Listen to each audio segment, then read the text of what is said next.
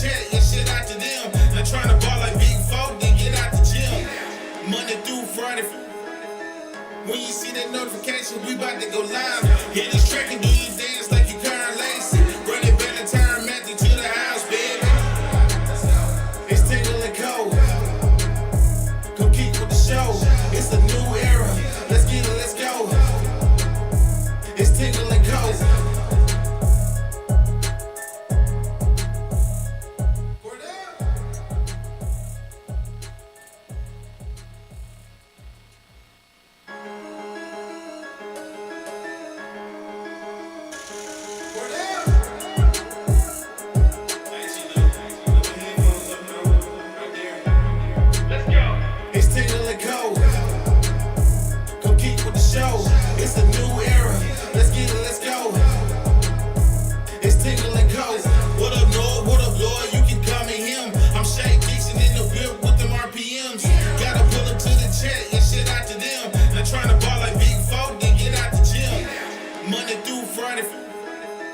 When you see that notification, we about to go live. Hit this track and do you dance like you Carr Lacey. Run it back and turn Matthew to the house, baby.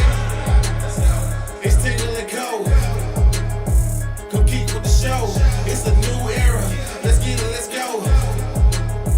It's Tingle and Co.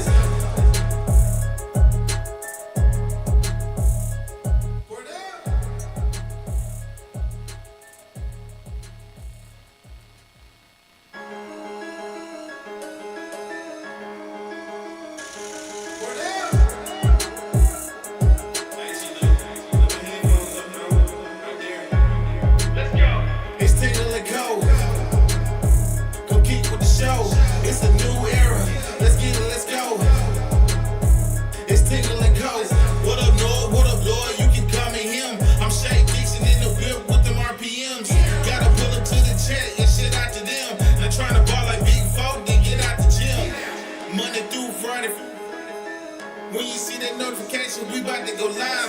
Hit this track and do you dance like you Carr Lacey. Run it back and turn Matthew to the house, baby. It's Tingle and Co. Come keep with the show. It's a new era.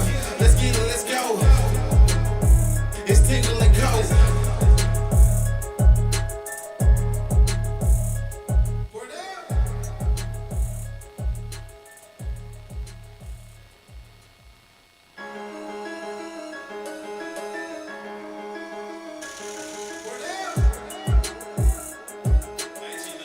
All right, good morning and welcome in here on this Tuesday morning as we bring you Tingle & Co. live from Southern Regional Medical Center where they house our show every single day here from 8 to 10 a.m. Occasionally appear.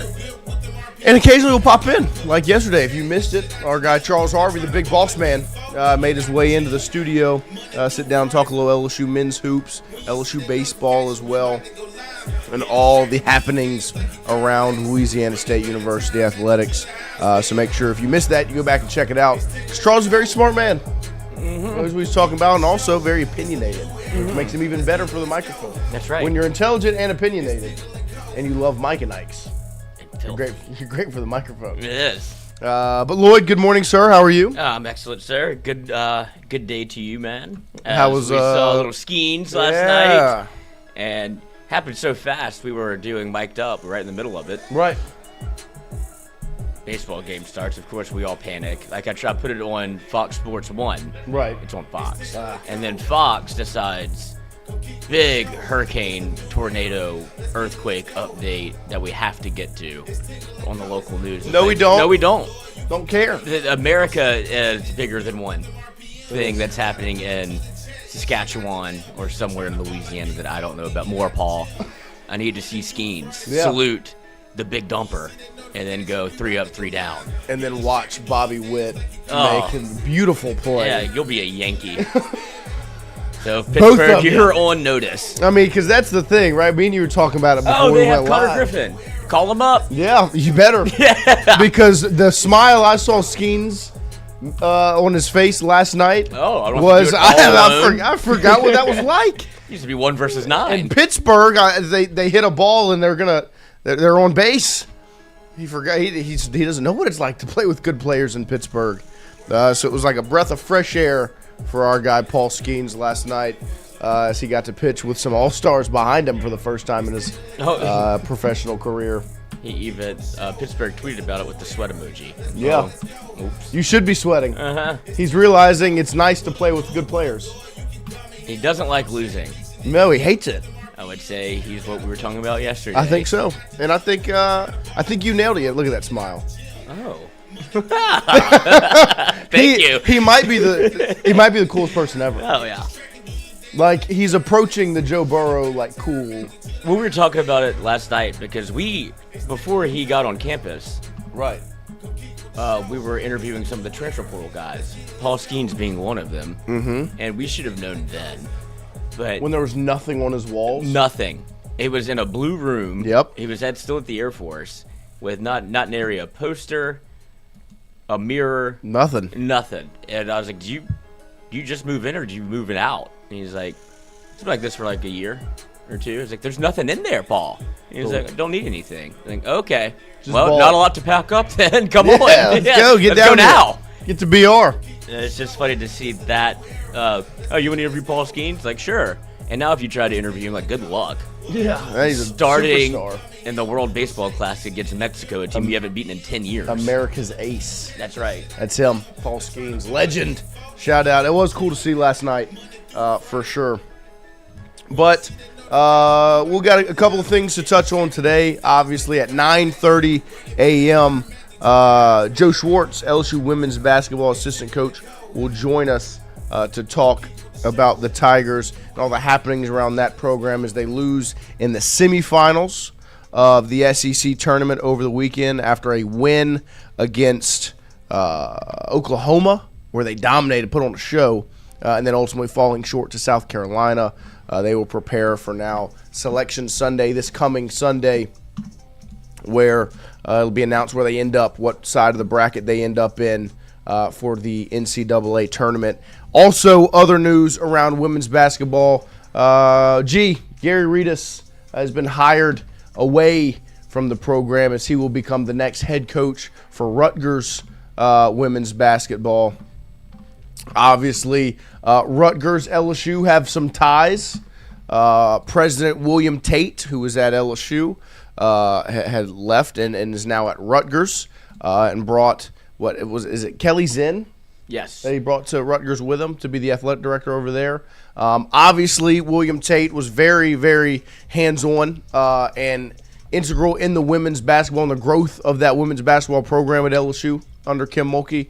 The relationship he had with that program was extremely strong. And it was only a matter of time for G, truly and honestly. The performances and the way he's been able to recruit over the last couple of years. I mean, I think they've had 2 number 1 recruiting classes. Obviously, this current freshman class, and then Michaela's just a couple of years ago. The job he's done there, and he's young. He's up and coming. The energy he brings, it was only a matter of time. So obviously, sucks for LSU because he's been such an integral part in this awesome era of women's basketball. But it was only a matter of time, and congratulations to Coach Reedus as he gets the opportunity to go run his own program there for Rutgers. It was a good decision by the people over there at Rutgers because he's going to do great. We'll obviously ask Schwartz as much about that as we can. His relationship with G is extremely strong, so it'll be good to hear from him on that those changes coming for LSU women's basketball. But obviously the conversation continues around LSU baseball as tonight they will be back on the diamond. They match up with Creighton in Alec Bach Stadium tonight. If you didn't see yesterday, some rankings came out. LSU has dropped in all of the polls. Still stays in the top 10 in the Writers Association poll, but drops to 17 in Perfect Game in their rankings, and then 13 in all 3 D1 Baseball, USA Today, and Baseball America. So you can see there the Tigers still stay strong in the top 15 in the majority of the polls, but a big drop from where they've been sitting up at the top at number 2 so long. And Lloyd, my question to you, when you think about this baseball program, where it's at, I thought you had a very, very good everything you said about it yesterday morning I thought was excellent. The clip, I got Wyatt to cut it, of you talking about the team, I thought was extremely extremely accurate. What do you want to see tonight? How much can you learn from this Creighton game when, kind of all eyes really are on this weekend? They go to Nashville, SEC opening weekend, to face Vanderbilt, who's also kind of sputtering. So everyone, I think, after Sac State, their attention turned to Vanderbilt, Nashville. What can you do against SEC competition? But there's a game between it, and that's tonight against Creighton. Maybe 3 boxes you'd like to see checked tonight, 3 things you'd like to see from the Tigers before they travel to Nashville this weekend?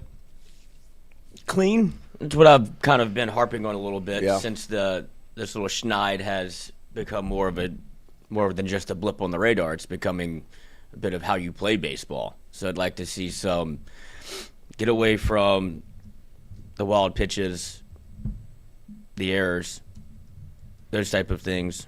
Clean baseball, move them around, shake them up, get the boys loose, have a little bit of fun.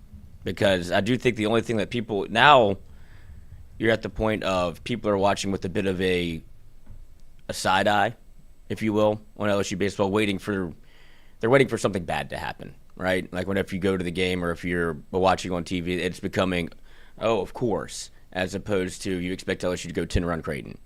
And I think if you just go and, I don't want to say 10-run Creighton, but if you go and 10-run Creighton, I think you'll feel just kind of do what you're supposed to do. Yeah. Like, I know it's Creighton baseball. I know that you just lost to Sac State. You lost to ULL. You've been dropping these non-conference games. You don't want to be 12-6 going into conference play. 13-5 looks a little bit more palatable. 5 losses still just looks bad in general on the overall record sheet. But I think this is a take care of business game. I don't know what that means in terms of who you throw or if you continue to kind of work through it and get yourself. I don't think they're going to do anything out of the ordinary that would hamper them for SEC play. Yeah. It feels like that's what they've been gearing up to. You saw it with Case and Evans Friday. Doesn't throw a ton of pitches. They've been kind of gearing themselves up to get ready for conference because that's the thing that matters. But you do want to go in and play good baseball. I don't think you'll see any lineup changes out of the ordinary. It won't be the freshman lineup. It won't be anything like that. It'll just be, I think it'll be the status quo of what you've seen because I don't think you need to shake it up like that. I think you just need your good players to play better. Do you think there's a shift towards defense at any point? With the I think the conversation, obviously, a lot of it was sparked by Jack Ruckert? Well, not as much him, the Braun in left field, right? Do you shift towards a more defensive substitute in left field rather than the Simpson, Reeves, Braun kind of stick a bat out there? Because up to this point, the bats haven't really been performing, so it doesn't really overcome the lack of defense maybe. Whether you go with a William Patrick or a Daniel Harden or one of those guys that you would trot out there for more defense than offense, do you think that potentially? If that's considered I guess I wouldn't consider that a massive change, but I think people did kind of when the Braun play happened. Right. It was like, why isn't Harden playing left as opposed to DHing? Yes. And I don't know how much you've seen Harden in the outfield in terms of he hasn't started out there. It's either he started one game against ULL. Was he a DH or did he play the field? He played left. So that's something that you could see. I could see Ruckert at second too. Like if you want to go, you've seen him start there as well. So I think he started 2 or 3 this weekend. Mm-hmm. So if those are wholesale changes, I wouldn't consider it that. But you are looking for a little bit more of a defensive lane thing. And this whole thing, it's not like you really have to make this change for the season. It's not Paul Maneri switching DJ LeMahieu to put Nola in at shortstop, right. But they do need to do something defensively because I don't know how many opportunities they've gotten, but you're not seeing the 6-4-3 double play, the 4-6-3 double play, right. You saw that a lot last year, and I don't know if it's because of lack of opportunity or because this is a power pitching team. Mm-hmm. They lead the SEC in strikeouts again, and you're going up against not to look ahead, but Vanderbilt I think is second in the conference in home runs. Yeah, 40-something homers. Yeah, and Georgia has 61. because they play in that little rinky-dink ballpark, but they are taking full advantage of it. But I would like to see, if you want to put Harden left and Rucker at second, but this is all to say it won't be a change for the season because you're getting your guy back. Right. You heard Jay Johnson update you on Stanfield. Now, I don't know if he's going to play this weekend because 7 to 10 days on the Jay Johnson calendar it could be a month, right? Like he does a little coy with the media. He's trying to protect his players. Right. Like it's as a 100%. And you can come at me for what I said about Brian Kelly and the injury and like be honest with you. He's being the thing that's being honest, he's not playing. Like he's trying to get healthy as opposed to the other way around, which is what ultimately led to your inevitable downfall, which is he's healthy and playing. Yeah. He's like, he's not healthy and he's not playing. Perfect. You can tell me whatever you want. But what I know is he's not playing. And that means he's not 100%. And he said he got into the cages today and was actually taking unencumbered full like swings. And good. Now you don't have to force him back and do all of the progress that you tried to make to be able to only hurt him and not have him for the year. Right. Yeah. And so you've already lost the 5. Yeah, you're not in that spot now where you have, and that would be my next question for you. Just kind of looking at it, it feels like there is a lot of pressure maybe put on this Stanfield move now, where it's like, oh, when Stanfield comes back, it's going to solve all your problems. Right. And I do think it solves some of your problems. Yeah. You add another legitimate professional AB to the lineup because that's what he will do. He's not gonna hit the ball out of the park. But he led the SEC in doubles. He puts together great ABs. It'll give you it'll maybe shake up the lineup where he goes leadoff. You can get Curiel in the 2-hole and then Brown with a couple more guys in front of him in the lineup. And then obviously defensively, we all know it's going to answer a whole lot of questions there. But do you feel like it's maybe too much pressure put on this one? Like Stanfield's not going to come back and everything's going to be right. It's like you're getting Shohei Ohtani back, right? But it's going to be huge. Yeah, but I think, and the way that Jay phrased it, I thought was interesting because you kind of, I guess even collectively as an LSU, like whether you're covering or watching a fan, whatever, right? You did treat Stanfield as a luxury, right? Because you didn't, whenever it came time to announce for the Major League Baseball draft, it was all Ethan Fry, right? You wanted to get Fry back, please. Let's see if he can, whatever you have to put together to keep him at LSU for another year. That's what you wanted to see. And then through the back door, it's, Stanfield's staying. It's like, oh, cool, right? Because I think everybody probably assumed that he was leaving. Right. Like going, because, I mean, he had nearly 300, led the SEC in doubles, like you said, great defensive and clutch, timely hits. Outfielder, obviously has plus speed. And then it was, Curiel's going to play center. Why? Are you going to come back to play left? Yeah. And it's like, I am. Will. Okay, perfect. But I don't think it's probably undue pressure just considering where you are for LSU baseball. It's not even a shake-up. It's what you expected to see. And I think he does have an impact on the game that's only positive. Right. Certainly at this point. Yeah. But Superman's not grabbing his cape. Yeah. This is just Stanfield coming in and being that 9 that you kind of thought whenever Stanny was in the lineup and playing left every day. Right. And you've seen that become part of the issue of the lineup being moved and jostled around to kind of find the one thing that you're trying to fill that slot. Yeah. And it has led to York being in the middle of the lineup when maybe he could have been further down. It has put everybody up a tick. As opposed to, because now you have Jake Brown batting leadoff some games, you have Curiel batting leadoff when it could be just 1, 2, 3, and then it becomes okay. And now you can move Milam wherever you want. You can start shuffling Braun wherever you want. You can put York up or down in the lineup because we talked about him a good bit yesterday. The situation in which he's placed himself, coming out of Grand Canyon, right, and his whole family. So when we interviewed him, he talked a lot about how he ended up at LSU, obviously, is what we wanted to get to. But he thought he was getting drafted. He wanted to go. He wanted to go play Major League Baseball. He's like, I thought I'd done enough at Grand Canyon to be able to get drafted. And when you look at his family lineage, his dad was a letter winner in the Air Force on the swim team. His mom was a 4-time All-American on the softball team. Both of his brothers got drafted. His middle brother got drafted 17th overall to play Major League Baseball. And Zach York is like, I want to sit at that table. And so he comes to LSU to, okay, if I didn't do enough there, let me go to the biggest stage in the sport and prove to you that I can play at this level in the SEC, play every day, play for LSU, hit in the middle of the lineup. And you're seeing some of that where I'm trying to do maybe a little bit too much. So if you put Stanfield back in there, it eases the pressure of everybody around you. Yeah. And so that's where I think it helps. I don't know, we're not there yet, but until then, you will continue to see the little bit of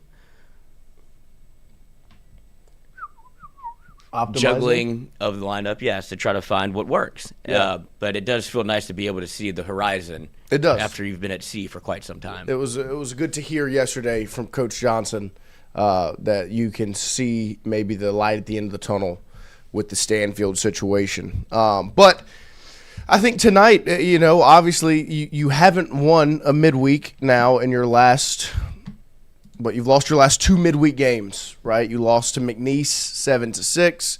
You lose, technically, Northeast was a 4-game slate, but that was during the week on a Monday, and ULL on Wednesday. So you're on a skid overall, but you've dropped these midweek games. Cowan is a guy we didn't see this weekend, so maybe he will be, he'll get the ball tonight to start. Hopefully get some positivity going for him because you need him to be effective out of the bullpen. But ultimately, you want to see a team go out there and handle business, right?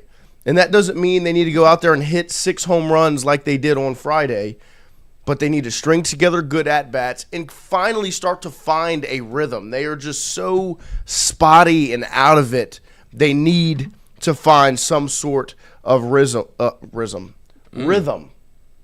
Because there you go. Extremely important, especially with SEC play right around the corner. So defensively, the mistakes have got to be cleaned up.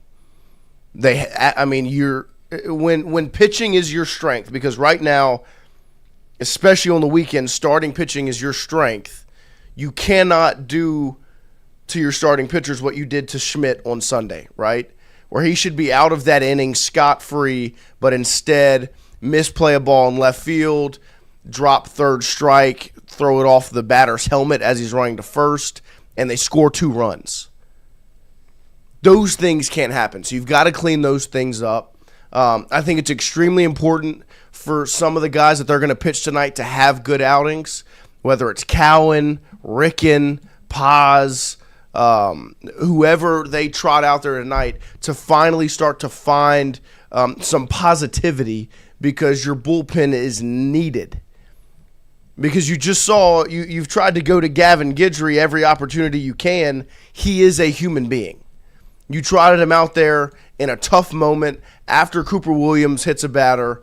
The batter you put him in there to face. Right.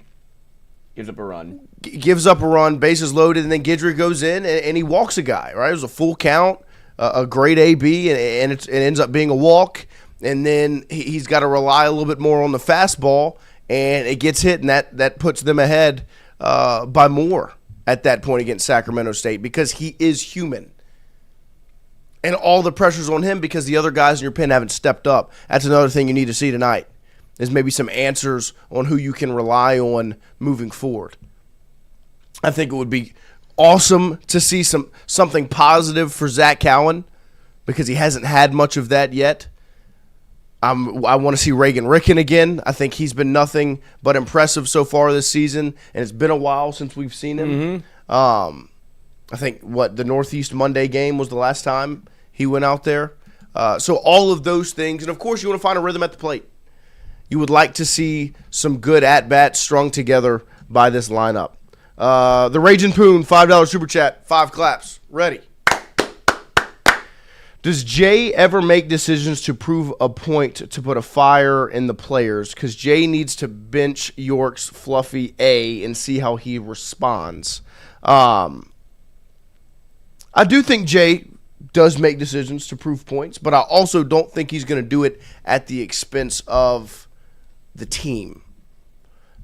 Because it is a we over me team. But I will turn that to you, Lloyd. Do you see that as maybe potentially something down the line? Because York, it has been rough over the last stretch. and you've seen them try to get Braun in there and put him in at, whether it's left field or right field or somewhere in the outfield. First base is another position he could play.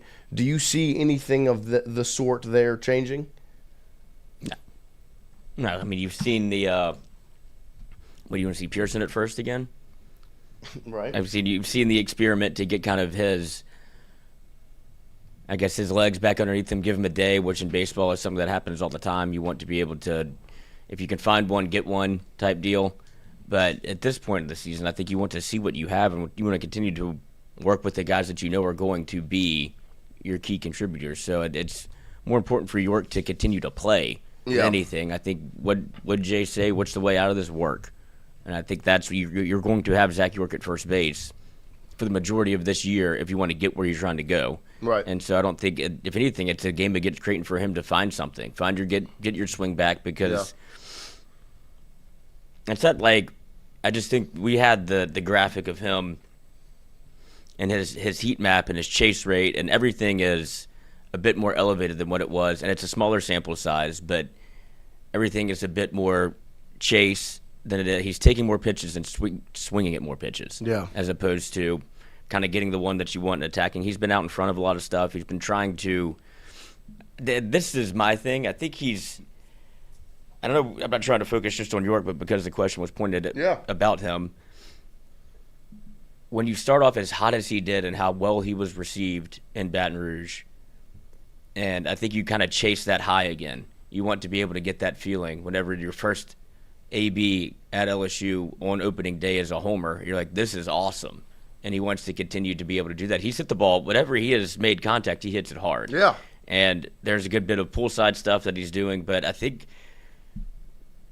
in his last at bat against Sac State, when he shot one the other way and against the shift, that's the kind of hitter he also is. It's not just the big. He's not the great Bambino where all he does is hit homers. Like it's professional. Professional ABs. And I think it's getting back to that, like working the other way for everybody. Yeah. It's a bunch of Curiel, Dardar. Yep.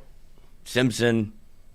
Stop trying to go yard. It's a bunch of poolside stuff that you're trying to elevate, lift, lock, load, lift, lunge, and look up. Right. Like, get back to having more professional at-bats, because it is a bunch of guys that are kind of chasing a homer. Yeah. And when you don't have to do that, that's not the way the team is designed. Like, yeah, it's fun to have pop 1 through 9, but you need to be able to set the table a little bit and go. But it sets you up for weekends like the one you just had, where on a Friday night, it kind of goes your way, and you're hitting them out. Dr. Jekyll and Mr. Hyde right now on offense. And then Saturday and Sunday, it's nothing, right? But when you look back at the highest of highs this season, that weekend in Jacksonville, it was because there was a game where you went, Simpson double, Dardar double, Caraway double, right? And then you've got you got your singles here, you're getting on base, you're drawing walks, and then boom, the Notre Dame coach after the game is sitting and talking about how suffocating it is to go against them because they're just sitting, finding their pitch, and doing whatever they want with it. That's who this team is. It's not 2024 where you've got to hit homers if you're Jared Jones and Tommy White.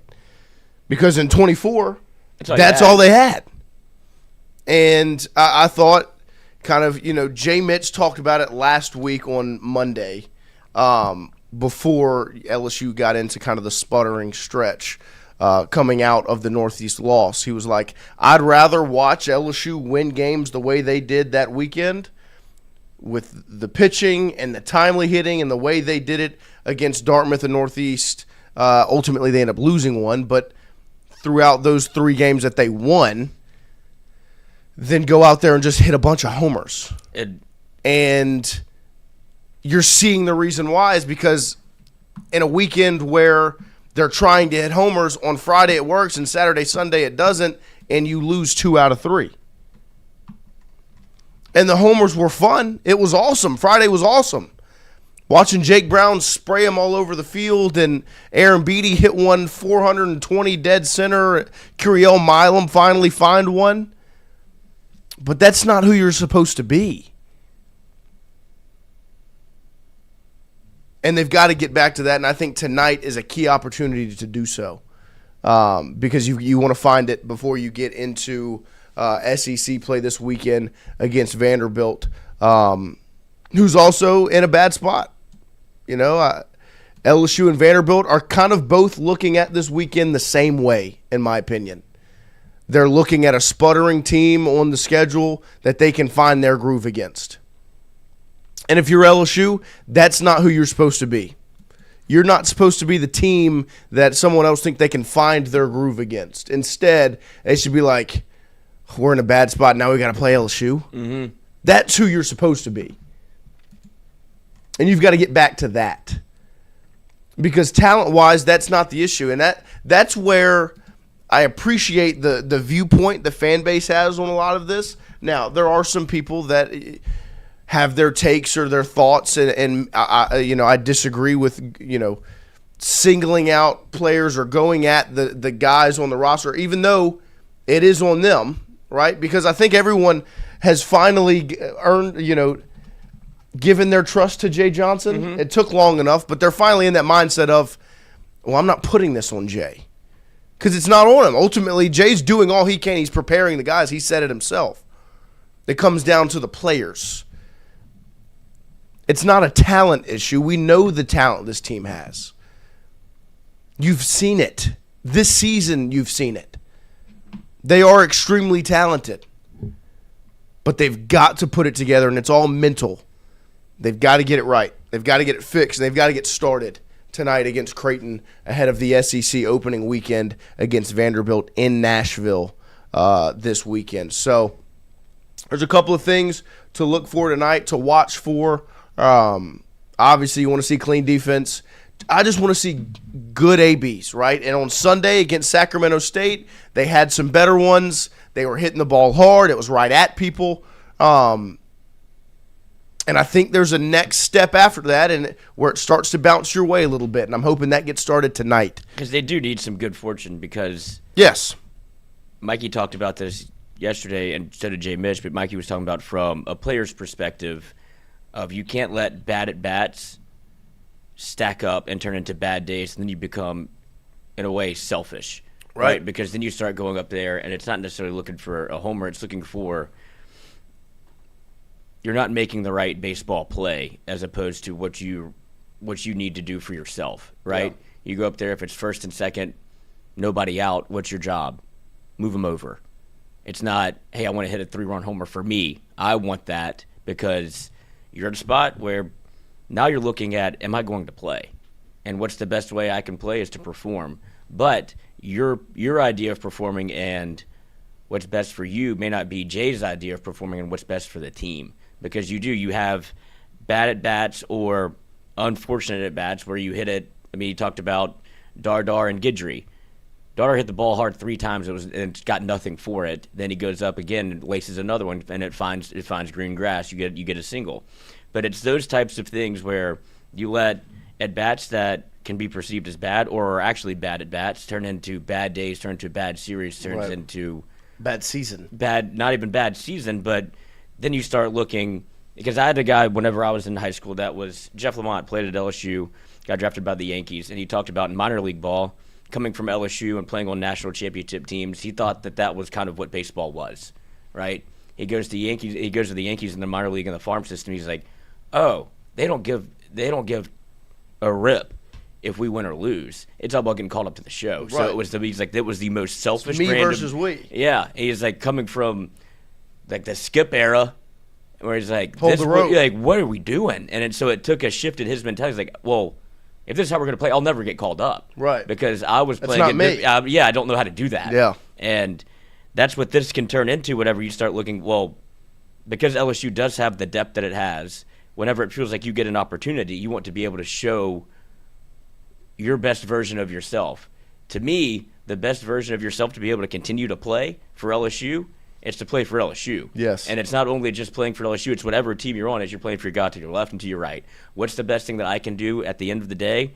You have success, the team has success, we win. That's the best version of baseball. That's the best version for you to continue to play, because if it is first and second, nobody out, and you, lift one up to the outfield and move them from second to third, hey, you put something in the bucket that day. Right. You did something that ultimately helped the team. They're not putting enough in the bucket. No, they're not. They're taking things from the bucket. They need to put. We need a pebble, one a day. Everybody just put something in the bucket. I guarantee you will find success as a team, because it could be the same thing. First and third, one out. Mikey talked about this a lot. The scenario was first and second, nobody out. He's going up to hit, and then Cash, his manager in Tampa Bay, looks at him and goes, "Can you move them over, or am I going to have to bunt you? As a grown man, are you going to have to square and bunt?" Yeah. And Mikey's like, "No, I will move them over." He's like, "That's what was asked of me," and everybody wants to swing it. Nobody really wants to bunt. But he was challenging him to make the right baseball play, move them over. I'm not asking you to do anything else. And he goes, it opens up the game so much for you because it changes your definition of success. Yes. It's not 3-run homer. It's like, this is what I have to do. I have to hit a double in the gap. Like those are very hard things to do, and it makes your like the line of demarcation of what you perceive to be good very small. You're trying to shoot a penny, but. So he went up there. He gets into a 0-2 count, 1-2 count, 2-2 count. He's like, I was fouling everything off because I knew I had to. Ultimately, my only goal was to hit it to second base. Like, if I can put one over there, I can move the runners over, and we'll all be good. Ends up running into a 3-run homer in Fenway. He's like, pretty cool. Right. But I wasn't trying to do that. It was me fighting off pitches, trying to find the barrel one up, and good things happen when you don't think. Having the right mindset. Yeah, you're not trying to run a marathon at the start. Right. You're just trying to put one foot in front of the other, and eventually you'll look up and you'll be like, I think I'm winning. Yeah, well, it's in basketball, right? And I think I brought it up last week. A lot of times when you go down 10, right, the other team goes on a run, you start taking me shots. Yeah. Like we like at Central, we rank the shots. Like we number the shots. You can shoot a 5 or you can shoot a 1 and 2. We hunt 4s and 5s, right? A 1 and 2 is a me shot. Like you're shooting a shot for you, not for the team. And you go down 10. There's no such thing as a 10-point shot. Right. So you if you take what's there and you move the ball around, you get a layup. You do that 5 times. That's 10 points. And so it's baseball. There's no, you don't need to be hunting for the 10-run bomb because it's not going to happen. There's no such thing. Do what you can do, put the ball in play, and get this thing rolling. And they need to find that rhythm and that groove tonight and into this weekend. Lloyd, do you feel like this weekend is a pivotal weekend for this season and where it currently stands? No. Just because of where. We've seen this happen already in Jay's tenure at LSU. You started off the SEC 3-12 in 2024, and you're one pitch, one out away from hosting a super at the box. And that was a team where in 2024, Jay can't win. A lot of pressure was on him, right? And you see the team bounce back, get absolutely scorching hot at the end of the SEC play, and get hot in the SEC tournament. And it was like, whoa, this team's found something. Pretty good. And I say all that, it goes to show you can get off to slow starts and still bounce back because at the end of the day, Jay you don't figure it out. Yeah. It just may take longer than sometimes it feels like it should. And I think a lot of that has to do with when you get Stanfield back. But also, Vanderbilt's not very good this year either. So to this point. Yeah, how much will you learn? Right. And what you've seen from your starting pitching is elite. And so it's putting the guys at the back end of the bullpen and running into putting yourself in no-win situations because you're giving up things that are ultimately correctable. Right. And if you get me to the weekend with the 3 guys that you got, Evans, Moore, Schmidt, feel pretty good about it. So it's not even – and that's why the midweeks have been so, I guess – so more heavily speculated because you don't know who you're going to throw and you don't know who you're going to get. You don't know what it's going to look like. Right, and then it could be for one inning, it could be for one pitch, it could be for one out, and then at the end of the day, you look up and you threw 10 guys. And so you do need and it's almost like they don't want to burn some of these arms. For the weekend. Right, until I would love to see Cowan go out and throw 5, but I also would like to see Cowan on the weekend if you need him. Right. And so it feels like that's what they're trying to balance between. Yeah, he's got 2 innings. Right, but you have to be efficient in those 2 innings, and if it doesn't look good, then there becomes a lot of traffic on the base pass. You're out, And then you have You guys, walk somebody, you're out. And then you start playing matchup baseball with the bullpen because you do have so many guys that you Right, can throw. right. And so it becomes you for an out, you for an inning, you for a pitch. And like you saw Santiago Garcia throw, 3 pitches and come out. It's like he's a matchup guy. Yep. But he came in and did his job. And so you'd like to see some of those guys get extended a little bit just to – I mean, maybe that would be the one thing if you're trying to press for a win. You might see Cowan go a little bit longer. You might see some of those guys get more. Cowan just needs positive. Like, to me, he needs a positive outcome. You're right. He needs to go out there and see it go right. Mm-hmm. Because so far this year, every time he's tried out there, it hasn't. And he's had to get pulled. Right. It hasn't. I mean, you've seen Zach Cowan do it. Of course. But you also saw some version of Zach Cowan where when he was struggling, this is what it looked like. Right. It's not necessarily a Cooper Moore where you got 4 pitches, I don't know what's coming. It's change up first, and if it's not working, it's a fastball you kind of get hit around a little bit. Right. So it's location and making sure that your one pitch, your out pitch is working. And it's also a guy that in a world where LSU leads the SEC in strikeouts, he's a guy that kind of can pitch to contact. Yeah. Same thing with Guidry, and that's where you start looking at what kind of lineup do you put out there for a ball that's going to be in play more than it's not. Right. And so that's where I could see you make changes at second or maybe in left. Yeah, because at the end of the day, you have enough guys that can swing it. They just have to be able to get right. I agree, 100%. So it'll be tonight, LSU versus Creighton in Alec Box before they hit the road and they head to Nashville to match up with Vanderbilt this weekend to open up SEC play. I do want to play this one clip. It is in the document. It's titled "All Get Fired Up." It's from LSU football. Put this out yesterday, and I don't think there's any way possible if you love LSU, especially LSU football, you don't watch this and want to, as Wyatt so eloquently stated in this tweet, run through a brick wall. Because there's nothing better than this.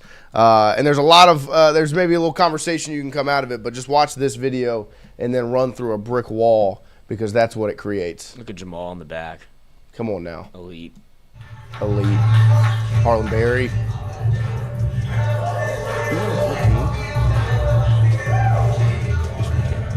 Monster.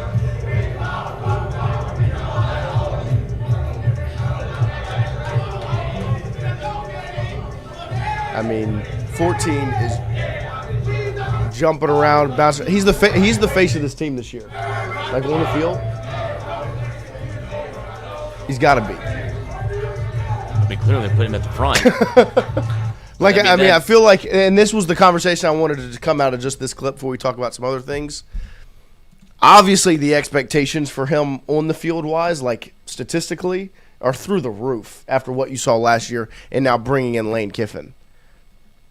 But I think from like the front, the media facing, the front facing part of this, like he is the face of the program this year. It feels like I mean, you look at the social media videos they put out, it's always Trey included at the beginning or sprinkled a lot throughout. Obviously, he's leading the team to the practice field in this video. And I think that's a mix of 1, the talent, 2, the size, and 3, the personality. He's a true like boot boy Louisiana personality, one through and through. He feels like that, like a captain. Like he feels like a leader on the field and off the field of this team. Well, at some point, like you said, the Louisiana shows, and it also becomes who else is going to do it? Right. Like you lost and it's not. This is no dig at Sam Levitt. He hasn't been here. So you're adding at the most important position on the field. You're adding a guy that hasn't been around. Trey has been here for now going on his third year. Wants to be able to be that guy. Right. Because it still somehow feels like he's been underutilized, even though you have a cheat code that you can't seem to get the ball to enough. Right. But when he plays and is involved in the offense, nothing but good things happen. And he should be the face. Like that's a guy that's going to be if everything goes right, or top 10 pick. Yes. And so, I want him leading them out the tunnel, and I want him to bring that toward – like Lane Kiffin gravitates toward that. He wants you to have a little bit of energy. I want you to have like that, be yourself, Have some swag. You don't have to run from it. Brian Kelly, everybody was kind of getting to the corner. I don't want to even do anything cool around you because then you'll do that again. But from the offensive perspective, I would imagine it who else would it be right now? Because everything that you've added is all skill from the transfer portal. And you have Hollenberry and Caden Durham. Caden Durham's doesn't feel like the most vocal guy. Braylon Moore, maybe at center. But I don't want him. Like, that's not what I want to see whenever you're coming out the tunnel. That's 14. Gladiator shit. Well, it's 14 who might end up being a different number. I can see that very much being the case. Because defensively, it's Whit Weeks, and I think that's very obvious. And that's 18. Right. Because that's where my mind went whenever he said, like, face of the team. I think Whit.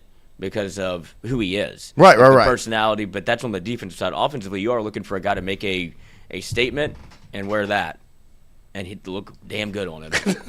I mean, and the thing about Trey Dez is, like Lloyd said, cheat code. And think about the offensive minds that are now entering that building. Yeah, that's why you think he's so excited. and what he's going to be able to do. I mean, because he's not just a jump ball guy. I think he can kind of get. Yeah, you saw him running inside slants with a knee brace on. You know, you stuck in that mold because he's 6'7". He's a basketball player. He's gonna block you out and go up and get the rebound.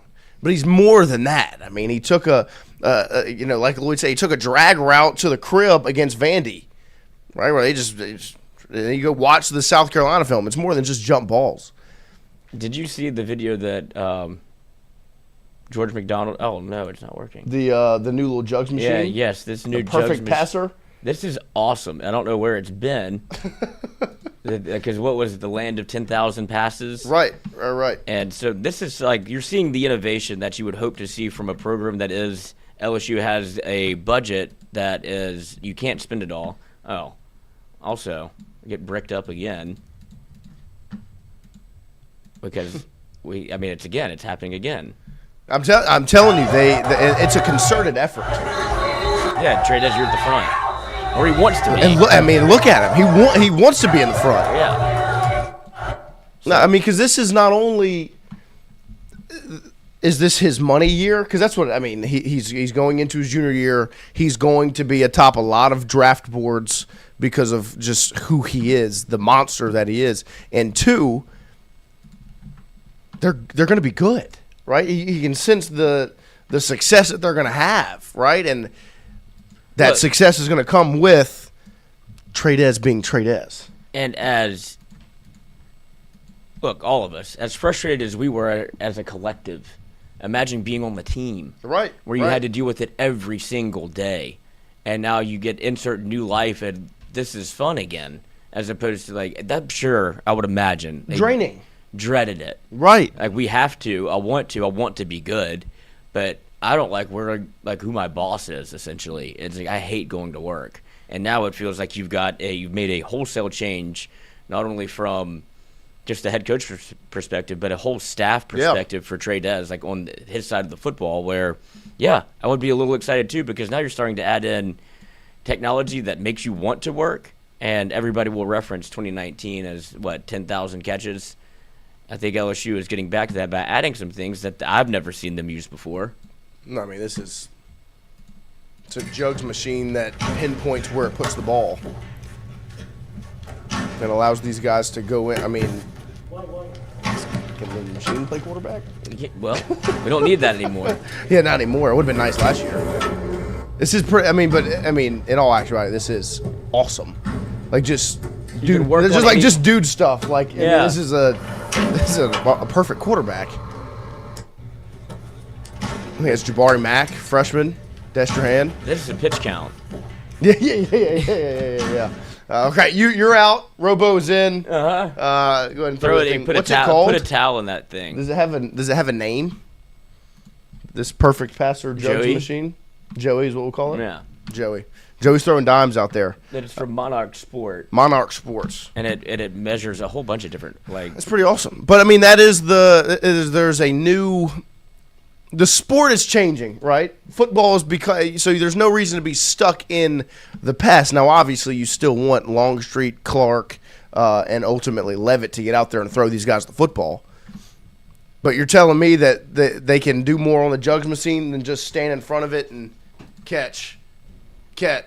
Right. Catch. Now I can run a dig route, and they're going to put it up here, and I got to get, it's going to create new opportunities for the guys to get better, and it's exciting to see them kind of get with the times, because in the past and the recent past, they were not like that, and that's something that we hadn't talked about. We didn't talk about yesterday, kind of when it happened. We didn't have a show last Friday to discuss it either. Brian Kelly broke his silence, right, Lloyd? He did. He got out there from the clouds. He got out there legitimately out of nowhere. Like I didn't know that he was. I didn't even know he was going on. Was it Danny Kanell's Sirius XM show? I didn't realize that he was going on. I mean, I didn't see it kind of, sponsored or promoted anywhere. All I know is I start looking at my Twitter and I'm seeing these quotes and videos of BK talking about LSU's money, if he's going to return to college football. And then ultimately there was a clip about his firing. I do want to play that one first, the firing one, where he talks about the end of his tenure at LSU, the firing, and kind of all of the things that went into it. I just think ultimately I wasn't, you weren't expecting to hear from him, right? No, he had gone away. To hear anything, it kind of felt like it was all in the past. And I didn't think you would really hear anything about him or from him until it got closer to football season. But ultimately, he gets on the Sirius XM show and he gives answers like this, where he's talking about his firing from LSU this past November. Let's put it in perspective. I've had 33 years in this business, over 300 wins. I've had 2 losing seasons in 33 years. My entire career has been built upon having some kind of success. And when you get fired, you're told that you're not the guy for the job. So that's probably the first thing. You start thinking about, the things that you've done for 3 decades. And, I don't know that you question, but you look carefully at why this happened. And look, the easy answer is I didn't win enough games. I mean, that's the bottom line, right? But we came there to build a program, and we didn't get a chance to finish it. So I think probably the overriding emotion in that respect is, disappointing that we didn't get to finish the job. I think that's probably the one thing, because I've been in it long enough to know, as you said in your first comments, you're in this long enough, you're probably going to get fired. But I never thought that would occur. So I think the emotions more than anything else for me was disappointment. Me too, buddy.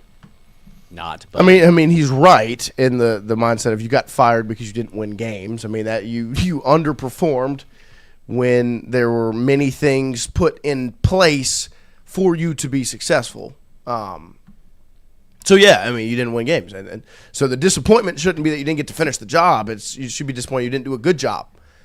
You didn't do a good enough job to get the opportunity to finish the job, because when you really look at it in all actuality, all of the things that slowed the process down were mistakes made, right? You ended up behind the 8 ball because of poor hiring at the beginning, where you get rid of all these important pieces of a defensive staff that ultimately you have to go back and bring back because you brought your guy in and he was no good. And so you waste a year. You had a national championship team. Like, you did it. You would have accomplished it in year 2 had you not made the mistake of hiring the defensive coordinator you hired, because you hit on a portal quarterback who turned out to be the second Heisman quarterback in school history, and the receivers you were able to hold on to from O's tenure and Malik and BT, and you hit on a portal running back, right? Diggs was very, very good that season as well. All these pieces, and you can't capitalize because made the mistake on who you hired as defensive coordinator, all right? And then you kind of restart the clock, and you bring your new DC in, and he gives you an elite defense. But mistakes were made on the offensive coordinator decision, and also just the management of the program in general. That's the problem. You didn't win because of mistakes made. And was it disappointing? Yeah. And you didn't. Nobody didn't want Brian Kelly to win. right? Like, I mean, you whether you liked him or not, he was LSU's coach, and you wanted LSU to win. And even if they would have won last year and made a playoff run and it would have kept him here for longer, you would have gotten a playoff run out of it. Right. And that would have ultimately been positive. But that didn't happen. Instead, the most talented roster that he gets at LSU, they go 7-5. And he got fired when they were, where were they at that point in the season? What was the record after A&M? I mean, they lost 3 more games after that and won 2. So they were like 5-3.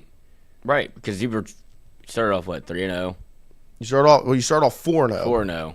Then you lose to Ole Miss. Then you win, so you're 5-1 going into. So yeah, you're 5-3 after A&M. Mm-hmm. And it was not only that you lost; it was how you lost. But him saying that he needed more time is that we're going back to that, back to the well of I wish we had to go in and build a program. You did. You had the keys to the kingdom, buddy. You had everything that your little heart desired, and when you didn't think you had enough, you got more. Right. And then to go and say, I'm most disappointed that they didn't let me finish. At what world do you think that when you're regressing and getting worse at the thing that you're building, you get to, if you're fucking up my house, I don't think that you get to keep hammering away at it. Like, this is not what I wanted. This isn't the product that I asked for. Oh, just give me more time. I'll build it. I'll redo it again. Like, no, that's not what you do here. And if he wants to continue to kind of throw blame at the feet of Ed Orgeron because of where the program was, yeah, you did that in year 1. That's out the window now. You don't have to continue building after that. But what you did was you got LSU back to a level of certain respect of, okay, this is what it can be and this is what it can look like. You go to an SEC championship in year 1. But ultimately after that, all you did was get worse. And why would a program like LSU continue to settle on mediocrity and you ultimately holding the program hostage because of your attitude, how you ran it, and then be almost surprised that you didn't get more time? Like, that's not how this thing goes. And then he'll take it one step further where he's complaining about how college football is now. Right. Like, Brian Kelly, you were the one out here beating the streets for money, and that's all you did was beg and plead, and you didn't even know how to set up the NIL fund. You didn't know how to even ask for it.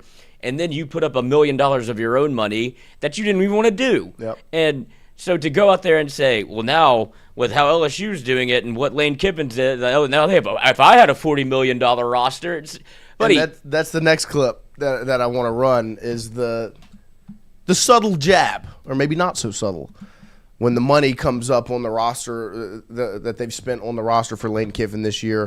And I think Cannell says 40 at least, and BK kind of chimes in and goes, oh, more than that. More than 40. You know, and we'll play the clip and then we'll talk about it because there are a handful of things to take away from that. It was a not so subtle jab, but also there are reasons why the money was spent now and not spent then.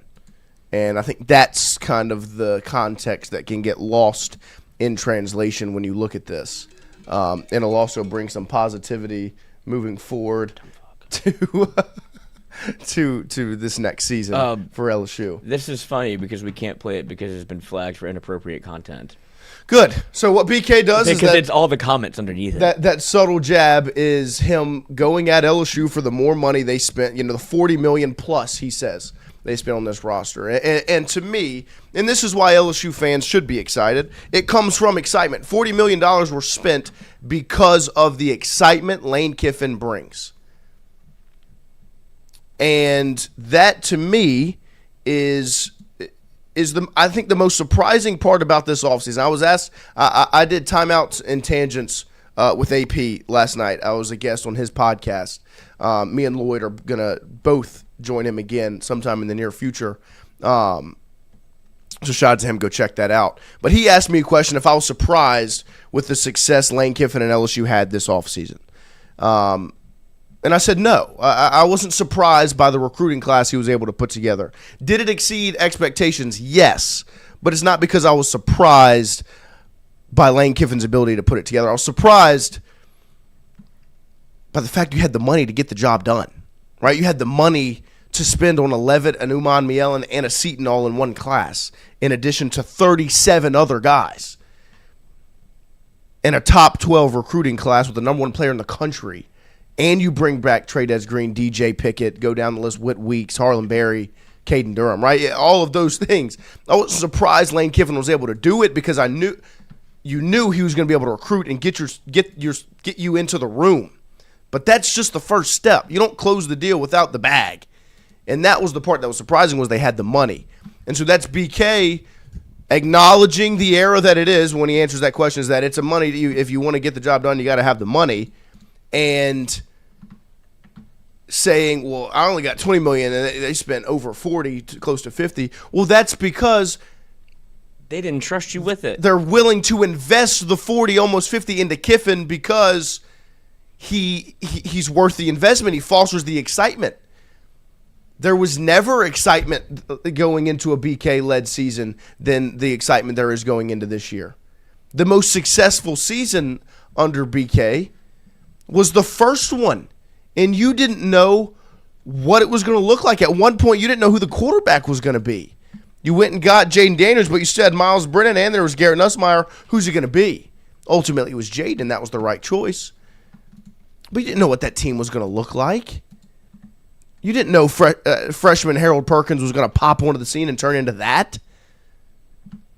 And then maybe the next most successful season was the next one. But you're the reason y'all weren't more successful. And so there's not going to be $40 million to spend because there's no excitement. There were expectations after the $20 million was spent, but there was no excitement. And that's where there's a difference between 26 and 25. In 2025, there were expectations. In 2026, there's excitement. Expectations follow,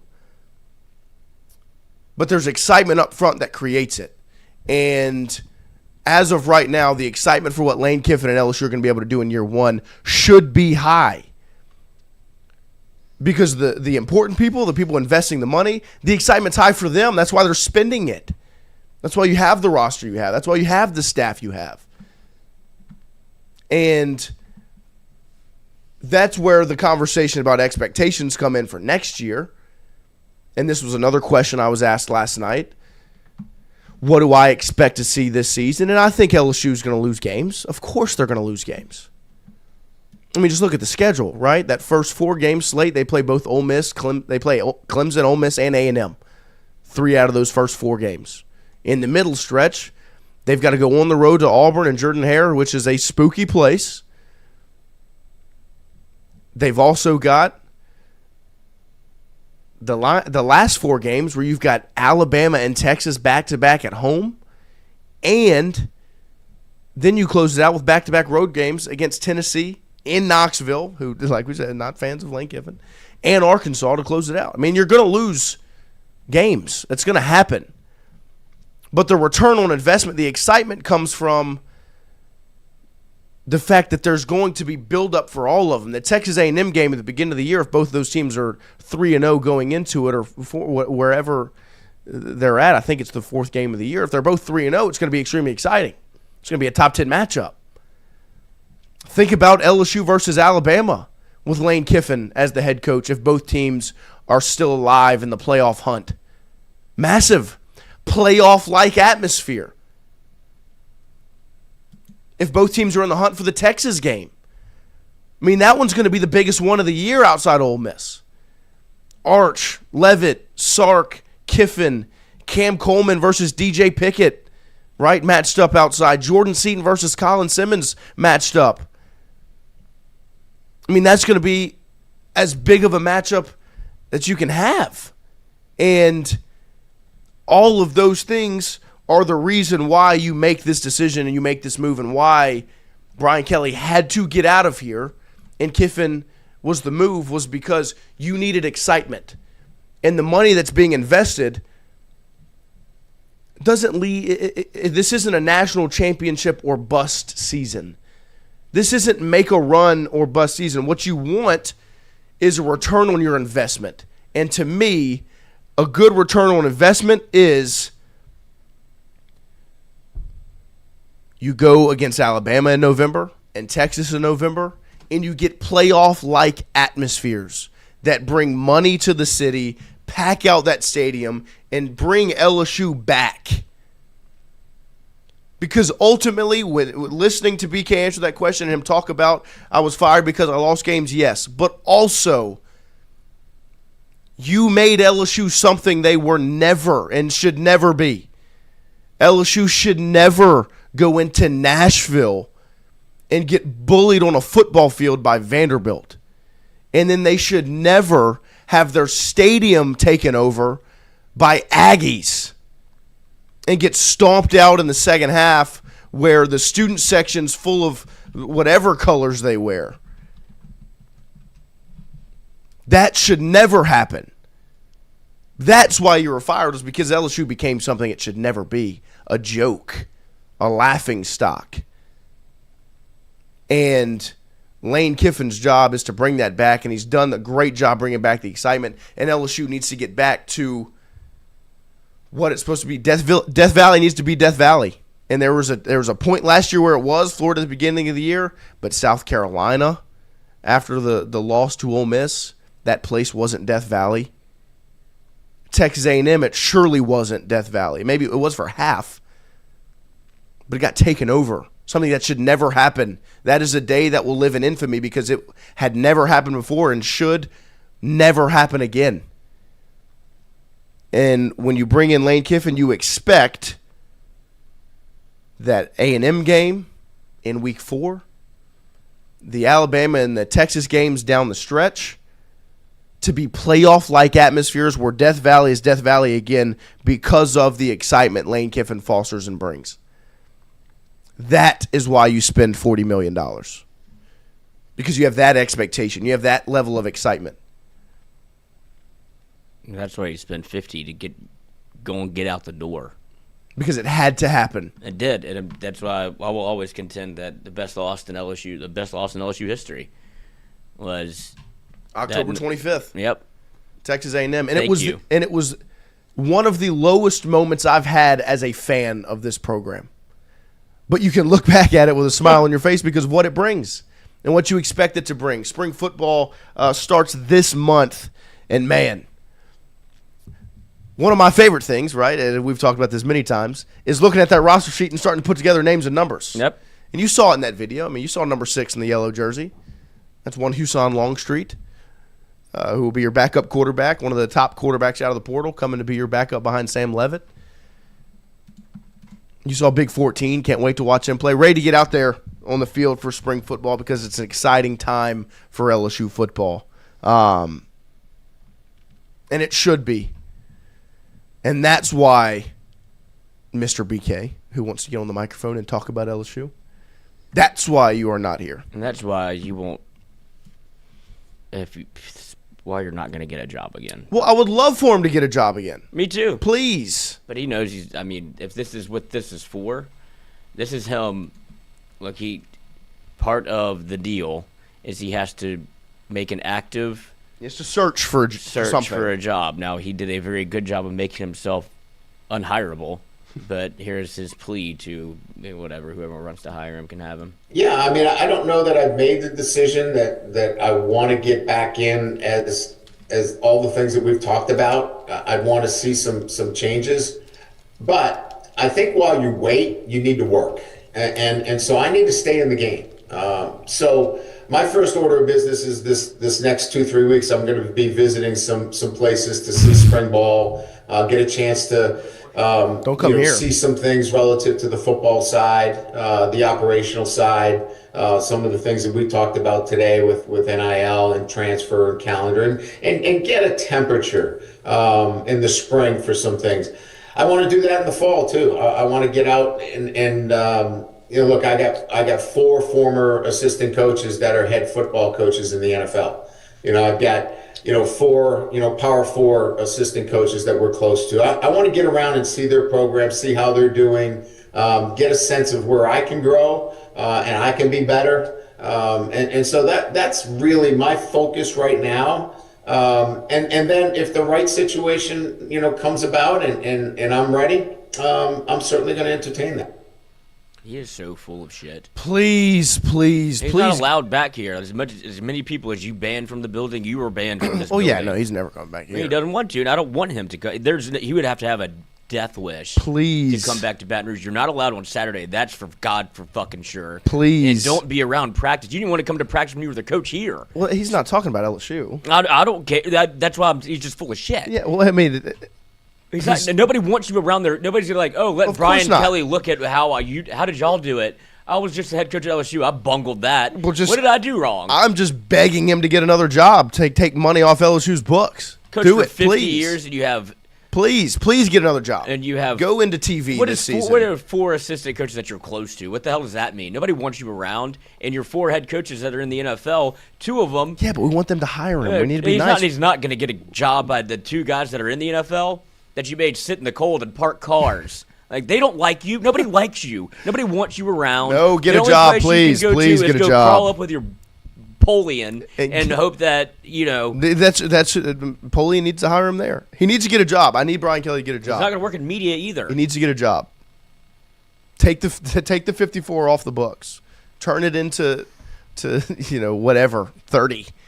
I don't care. Whatever, save us some money. Money well spent. No, I agree, but it would be nice to be able to take some. Nobody's hiring him. He will never get a job again. I disagree. Where? I think he'll get hired. I mean, I don't know. You're making a mistake. I'm not saying it's gonna be smart, but I don't want to downplay it when it only helps LSU for him to get another job. Don't do it. Hire him. Keep him away hire from. Him. He's bad. Somebody for hire him. You can go coach pickleball. Somebody hire him. Hire the man. Pay him a lot of money. Go work on the web. Hire him. Somebody hire him. Give him a job. Work for a golf course. Go be a marshal. You're perfect. You're just the right amount of fucking prick to be a marshal. I'll speed it up now, boys. Yeah, that didn't take anything off LSU's books. Somebody needs to give him a job. I really don't care give about him a job. that. I don't care about that money, even if it were mine. God, would be Matthew M. Conkle 6 in the chat. Imagine he gets into broadcasting. Him on the call for LSU Bama is a Black Mirror. He can't help but talk about himself. He's not. In my years, whenever now I challenge the university to fix it. Like, nobody cares about what you think. I mean, he wasn't wrong, but I agree. Nobody cares what he thinks, but he wasn't wrong. I know that because the takes have already been laid out there for him. Right. If you asked him about it, he'd be like, I don't know. Glug, glug, glug. and then he has the audacity to be like, I can't play golf. I tore my rotator cuff. My rotator cuff when I got hit by 2 big burly men. Like, nobody cares. That has nothing to do with your ability to coach football. But it did impact your golf swing good. You probably need to rework it anyway. From the scorecards I saw, maybe work on your putting. Somebody hire him. Somebody give him a job. What a disaster. Take some money off the books. We're going to take a quick break here. I can't even stand looking at him rolled again. Through hour number 1. We'll be back with more Tingle & Co. right after this.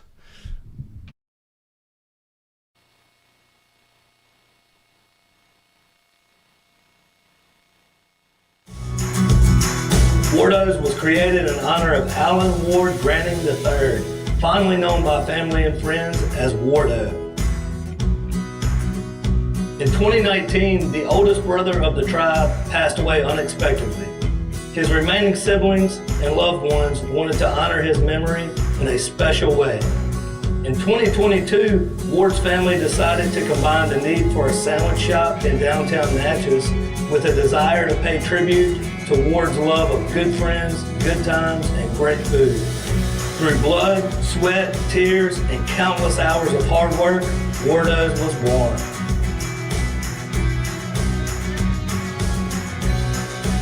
So go visit Wardo's today at 309 North Broadway Street in Natchez, where the po' boys are so good, you'll swear you're in Cajun country. Hey, Miss Lou, come visit us, Tom and Wright Granning at Go Martin on the Go Deli. Go Mart has clean restrooms, community coffee, an awesome beer cave, and a great selection of anything you may need. Located at the corner of Highland Boulevard and Highway 61 South in Natchez. Also stop by Wardo's Po' Boys at 309 North Broadway on the beautiful Natchez Bluff, where everyone is family.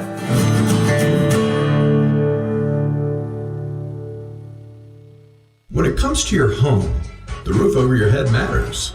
At CAS Roofing, we don't just install shingles, we build peace of mind. With years of experience and a commitment to craftsmanship, our team shows up on time, gets the job done right, and treats every project like it's our own home. Whether it's repair, a replacement, or storm damage that caught you off guard, CAS Roofing is ready. We're local, we're dependable, and we stand behind every nail, every shingle, and every promise we make. Because at the end of the day, it's not just about roofing, it's about protecting what matters most. CAS Roofing, built on trust, backed by quality.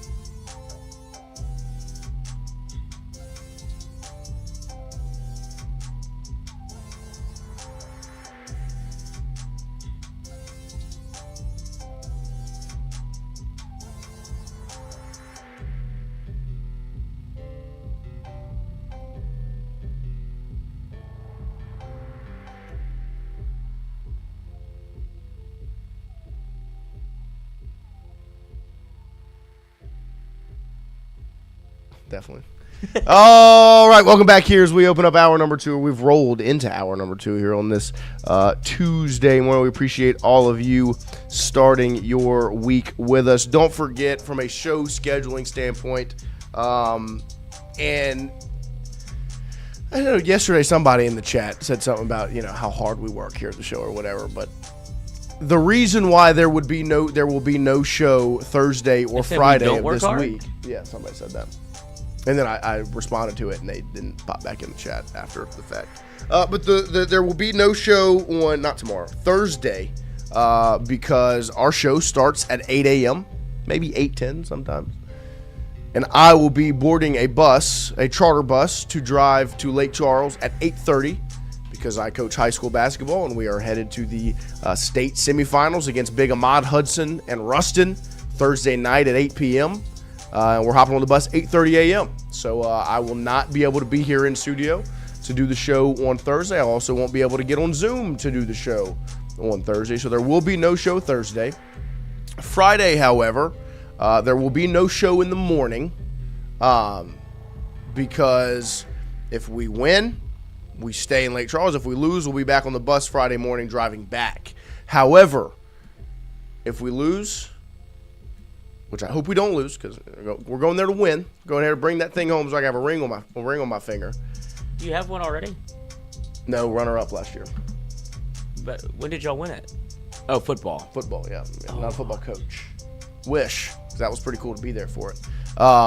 But if it does just so happen that we lose on Thursday, Friday we will do a watch party for LSU Vandy Friday evening.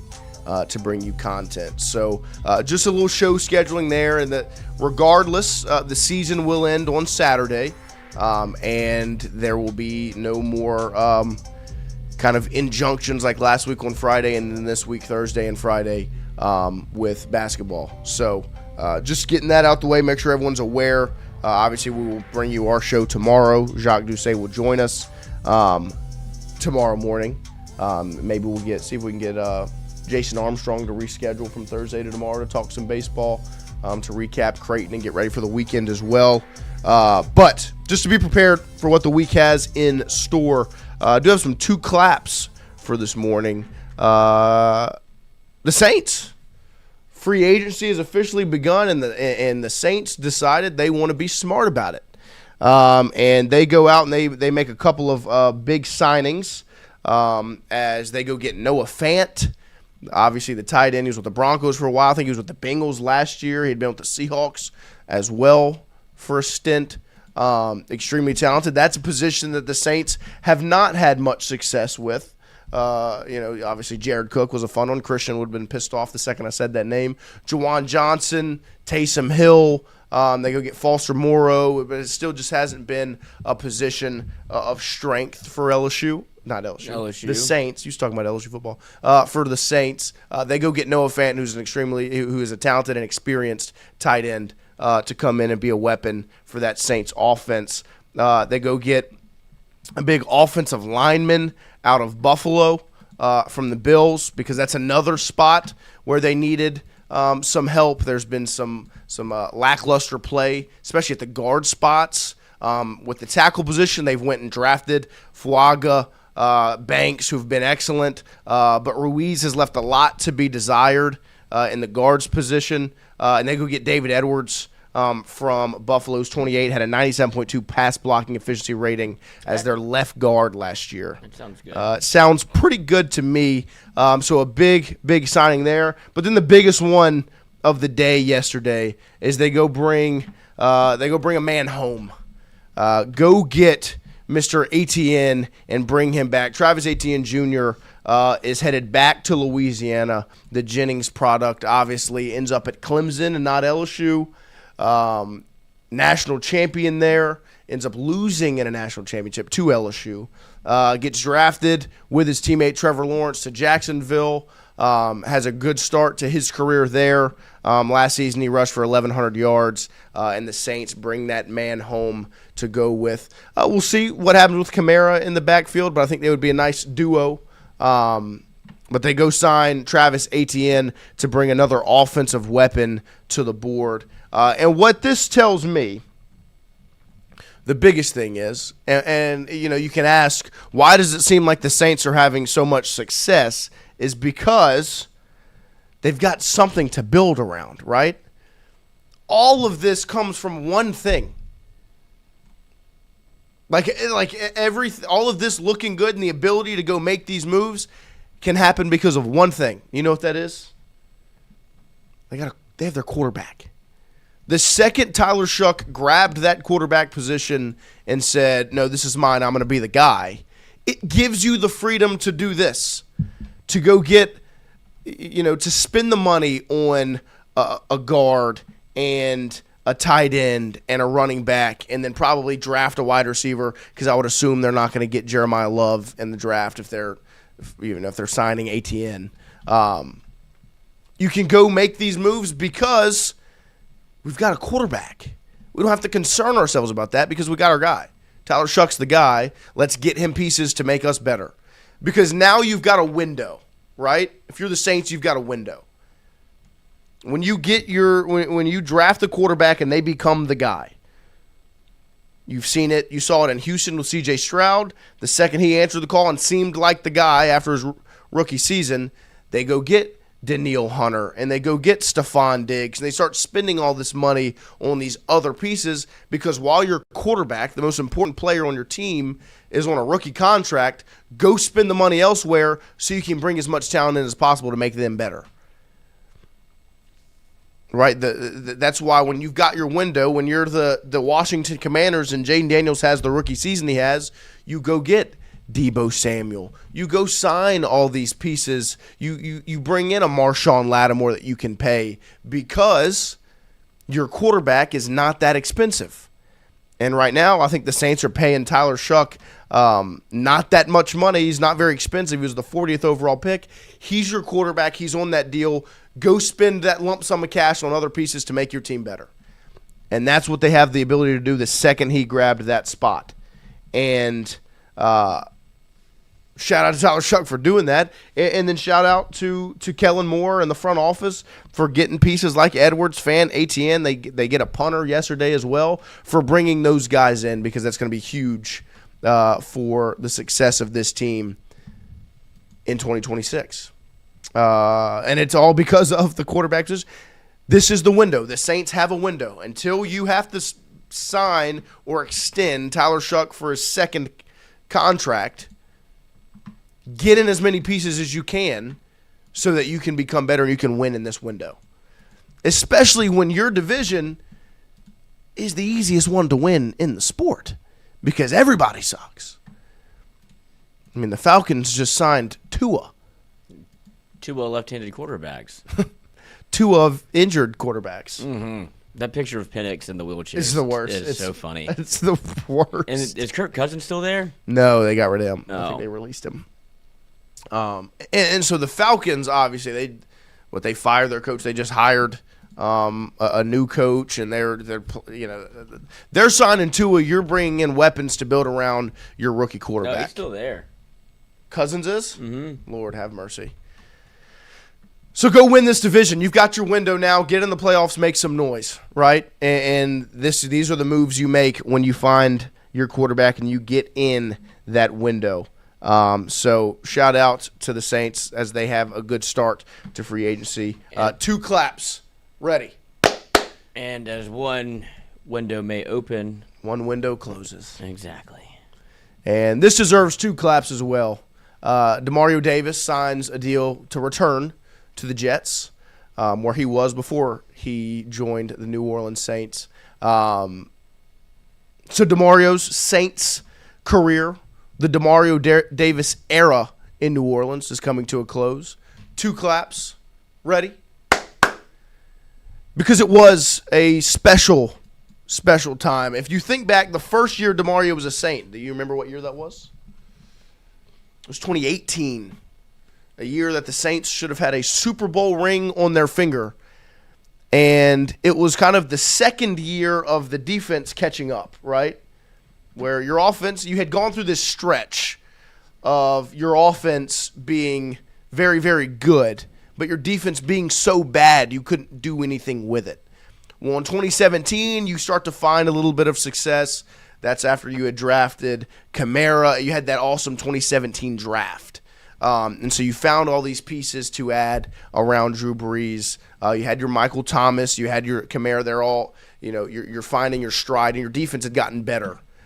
And then you turn the page, and you look at 2018, and that team should have won the Super Bowl. That was one of the best teams that you had in the Drew Brees era of Saints football, and a lot of it was because of number 56, who just ended his career in New Orleans.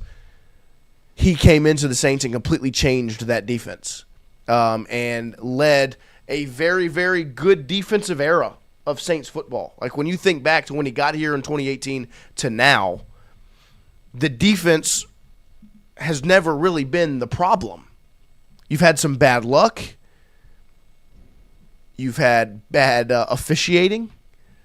And then ultimately after Drew Brees left, you've had bad quarterback play that's led to you not being successful. But the defense led by Demario Davis has not been the issue. And I will always stand on the fact that he deserves more Pro Bowl and All-Pro nods than he got while in New Orleans. Because there aren't many players more important to their defense than Demario Davis was to the Saints. And just looking at the numbers, he gets to New Orleans in 2018 as a 29-year-old, starts in all 16 games, gets 110 total tackles, 74 of those solo, 11 TFLs.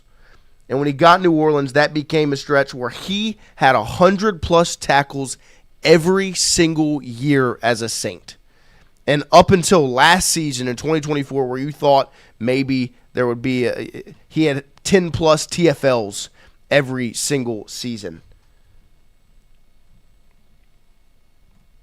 Sacks, he gets to New Orleans 5, 4, 4, 3, 6.5, 6.5. Huge. I mean, just the numbers he's put together since arriving in New Orleans have been elite. And it's the end of the era. And so that's why Demario deserved 2 claps. 2 claps again for Demario Davis. Ready.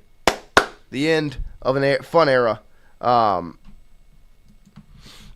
Curveball. Don't want to hear Demario talk about winning. Join the Jets. I love Demario. Forever a Saint great, but man, you aren't trying to win. No, I mean, I understand that. $5 super chat. 5 claps. Ready. They're not a very good organization, but they are the organization that drafted him and where he was at before he got to New Orleans. They paid him. He was a Jet, a Brown, a Jet again. And had a breakout year with the Jets for that 1 year. And they couldn't come to terms on a deal, signs with the Saints, and he must love New York.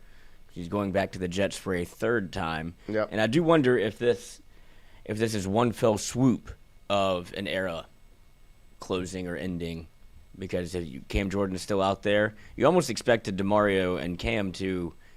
You saw the way that Cam was kind of applauded on his last game in New Orleans. It felt right off into the sunset. Yeah, I thought. Well, not no sunset but it was of a career, yes. Right. But he had his whole family there. It felt very much like this would be it.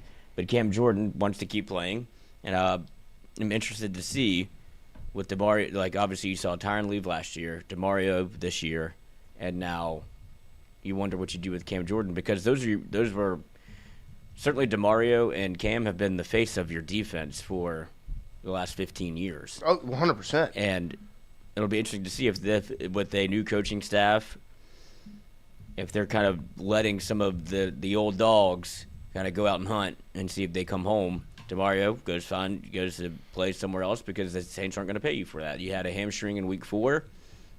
You're 37 years old. Yep. Playing middle linebacker. We'll see. And I mean, you had 143 tackles. Yeah, he's still good. Right. And so if another team's willing to pay to bring you there, more power to you. 100%. And I respect everything you did for the Saints. But it's been time for there to be a new era of Saints football, right? Well, it was so hard to move on because they were still performing, and you love Demario's leadership, what he brings to the locker room, all of those things. But yeah, at some point you have to build the defense the way that you wanted, with Staley coming in and playing a different style of defense that I don't know if they exactly fit. They obviously still played well, but he wants to put his fingerprints all over this thing, and ultimately probably wants to get another head coaching job. Yeah. Cam Jordan's in that same boat. He had 10 and a half sacks in 2025. If they're going to start nipping this in the bud, it does feel like they're going to let both go, right? Because they're letting Cam explore free agency. They let them both do it. And so I just wonder, with that, both on the one gone and one still in the wind, if that impacts how the Saints draft at all. Yeah, I mean, I would assume you go linebacker. Yeah, you go find some defensive pieces. I don't know how many young. I mean, obviously they still have Pete Werner, obviously at linebacker. To have there, Stutzman. You went and you drafted Stutzman last year. I think they drafted a guy from Texas to play linebacker last year. Maybe he was outside linebacker. But you go and you find some pieces, and I think the biggest thing that tells you drafting wise, the signing of ATN tells me that they don't think Jeremiah Love is going to be on the board at 8, or really that's what I think it tells me. I think Jeremiah Love's going to go before the Saints have the opportunity to draft them, because I think if you can go get Jeremiah Love, or if he's going to be there at 8, that's who the Saints would have drafted. But I think he's going to end up somewhere prior, so the Saints will be off the board, so they go get ATN, and now where do they go at pick? What do they have, 8? They're picking 8? Where do they go? And I think you're in a position where definitely you need wide receivers. Mm-hmm. So I think that's number 1 on your board. Now you obviously need to add defensively now as well. Alontae Taylor leaves. He gets signed by the Titans for quite the pretty penny. He gets signed by the Titans. So 3 years, $60 million. Yeah, I mean that's a lot of cash. And so it'll be interesting to see kind of where they go with this draft process. And when is the draft? We're a little over a month away. It's in the middle of April, closer to the end of April, I believe. Gage says Tate. I've seen Mekhi Lemon's name come up, Tate's name, Jordan Tyson from Arizona State. Those are the wide receivers you see. Their name pop up a lot. Tyson, obviously. We watched a good bit of his film trying to learn about Sam Levitt, and you just kind of look and you go, who's this guy that keeps throwing the ball to? This guy's making him look real good because he was in every. It was a Jordan Tyson highlight. Right. He is a player, and so we'll see the direction they go in the draft. It will be exciting, and that's the thing, right? Is there's excitement around the Saints now, and once again, what does that come from? Tyler Shuck. It's literally all. It's funny how you can't really discount how important the quarterback position is at all, because everything about the Saints completely changed the second Tyler Shuck proved to be the guy. Oh yeah, like the second he became the guy, boom, everything changes. It looked like a dead organization before Shuck said, "Hey, I'm good at football and I can do this." Yeah, and you'll have to see it again in year 2, obviously, of course. but because he has become the toast of the town, whether it be through his own efforts, which is what you wanted to see. Carr was obviously persona non grata, to put it lightly. Yeah. Him and Brian Kelly can get a hotel room together. But you've seen Shuck pretty much, even if he has performed well, but because of how he's embraced the city, now everybody wants him to succeed. Of course. So it's already been... We're rooting for you. Yeah, it's already been dubbed like, you're the quarterback. Yeah. Everybody likes him. He's in Mardi Gras. He's also like great personality. I can see it. It's a great fit. Older guy. But it changes everything with what you're looking at, because you were almost halfway through the year. Do you want to win? But then it's like, how many quarterbacks are there actually out there? Because that's what you were looking to do. Like, you're going to have to get a quarterback. Now, when you have one, you start looking around, how can we build around it? And you've seen that they signed a guard. They have money and they finally have a cap room. Cap space to which spend. is an unbelievable feeling, because we used to watch this and go, how are they going to get under the cap? Right. Without signing or adding anything. It was just, you have to restructure your roster to be able to even play football again. Now, they have money to burn where you can go get a punter. You can go get a guard. You can... Travis Etienne. go get a running back that I didn't even know that you felt like you needed because of what you had in that room already, or you're going to draft one. Now you can go get the fun stuff. Right. You can go look at corner because you lost Alontae Taylor. You can go look at linebacker because you lost to Mario Davis. You can look at wide receiver because you want to build. You need that. You need it, and you want to build And you around can Chuck. Shore up that offensive line. And you have right? picks. Yeah, you've got picks. You've got the ability to do it, and I think that's what brings the excitement around the Saints right now. And It'll be fun. It'll be more fun this year. Last year was it was head scratching, and then it got exciting. Right at Right. the end, it was exciting because you saw the Kellen Moore, Tyler Shuck thing blossom and turn into, okay, let's do this thing. Yeah. And it starts with the hiring of Kellen Moore, which I will always contend you fell backwards into. It was the right hire, and it's good. It seems like it's going to work out, but you just kind of fell backwards into it because you couldn't get Ben Johnson, you didn't get Aaron Glenn, to go down the list. Is it going to be Mike McCarthy? Thank the heavens it wasn't. And then you get the Super Bowl winning offensive coordinator, and he ends up drafting his guy who ends up being a pretty good quarterback down the stretch, and we'll see the direction they go in the draft. But you've got excitement, and they have the ability to add pieces because they're not quarterback hunting right now. Even when during the draft you felt like they were playing it relatively safe. So you get an offensive tackle, and Right. then boom, in the second round pop up and you get Chuck. You go, oh, you're trying this again, and it was a tumultuous, I guess, not really the most well-known quarterback coming out of Louisville, and then you start to see it, and then he gets paid like $50 to throw a bad ball at the combine. It's like, what is this? Who is it? Why'd you pick him? And then it was a joke. Like, I don't think people would take it that seriously, which I like. Right. And he fits in with the city. He fits in with, I don't know if Kellen Moore is like the quintessential NFL head coach when you're used to having he feels very much like a play caller. Of course. To me, just it's the face. Yeah. But going from Sean Payton and then, it's better than Dennis Allen.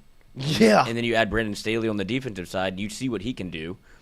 So it is that from pieces to, you still have who's at the top, right? And once you take kind of that decision-making away, then it's not the worst thing in the world. He shouldn't be doing that job, but he is. He's not going anywhere. Yeah. And No, he's so- not going anywhere. I think it's now become it's very just, obvious. and for better or worse, he is every few years he pops in the draft and does a good job. Like last year was a good It was draft. a good draft. And And you've got the opportunity to do it again. Right, and you have a lot of picks because of you got rid of Shaheed for picks. Mm-hmm. Like you've made moves to be able to reinvest in this franchise. And hopefully somebody wants Derek Carr, so then because you still have the rights. You don't have to pay him, but you have his rights. And so if he wants to go to name a team, you're going to get a pick back for him or two. Yep. So we'll see how that works out, but it'll be exciting. It'll be very, very exciting. It would be sick, Cajun Curveball, to have Mansour Delane as a Saint. I'm excited to see where Mansour ends up because he's a baller. Here is Derek Carr Oh gosh, talking about his future. we're gonna listen to BK and Derek Carr in the same bad day. day. Bad show. But it just shows that also what the two people that are just have no feel Yeah, or thank the heavens they're not here anymore. right, just have they're so tone deaf and just so self-absorbed Stupid. and just nobody really wants to hear you talk as much as you want to hear you talk. Rumors on his own retirement from his own podcast, Here we go. Homegrown. Moral of the story, would I come back? The answer obviously is yes. Good, okay, great. But I have I had to say no a couple times so far. Yeah, Will, we know that. Do I have any purple and gold? Go Lakers. Oh yeah, that's what I mean. It's Laker season. That's right. I told you this. It hasn't changed from the first interview that we did. Tell them. Okay. Tell the people. All right. Would I do it? Yes. Would I do it for anybody? Absolutely not. There's no way. I know. From experience. In the last couple months, he would not. So stop calling. Unless you're serious. Unless you're trying to make a run at this thing. Yeah. Right? The confetti falling. Listen. The Lombardi in the sky. That's what we're after, okay? Yeah. That's what we're after. So would I do it? Absolutely, I would do it. I told you two things. I'd have to be healthy, and I would want a chance to win a Super Bowl. That's two pretty And good obviously, factors. that's a tough thing to find. That's hard to do. That's not easy. I'm gonna tell you right now, though. I know you're healthy. So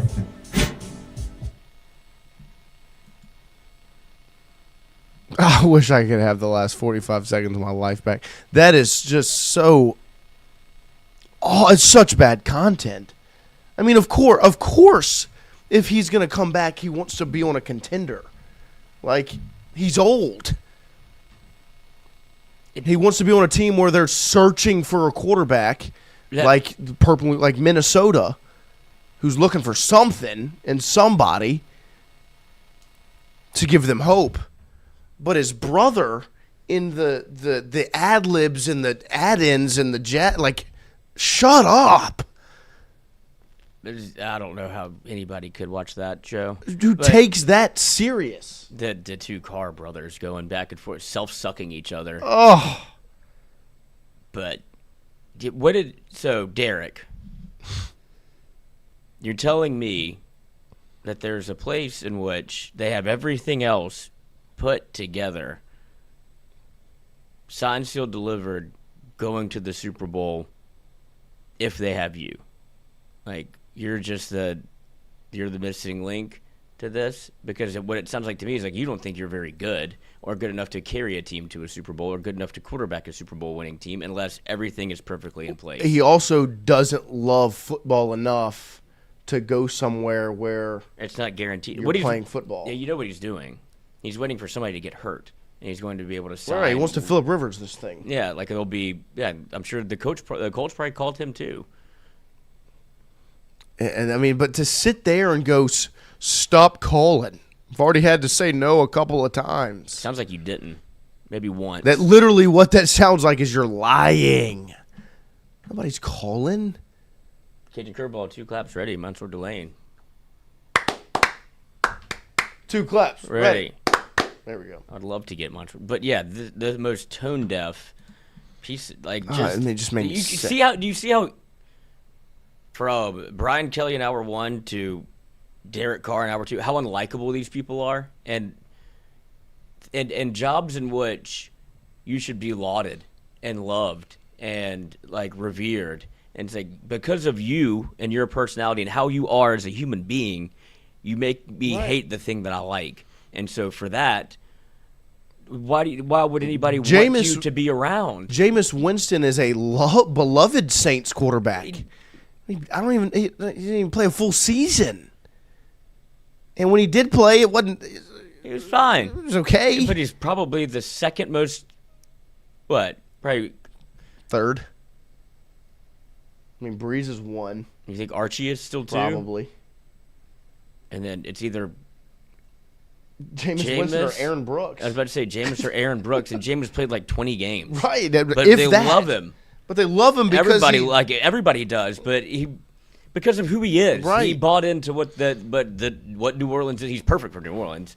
But he does that everywhere he goes. Like you saw when he was in New York. Like he's best friends with Scattaboo. Right. And like helping bring Jackson Dart along. And he has the personality to be able to do it because it's a hard position to play, but also you have to have a certain it to you to be that. And Jameis, for better or worse, like I don't think he's had the career he thought he would have. Probably he's number one Heisman. pick. Yeah, had started for 3 years as a true freshman, wins a Heisman, wins a national championship. Right. And it was like just an interesting NFL career. He's not bad or good, but threw it a lot, threw it to both teams a lot. Yep.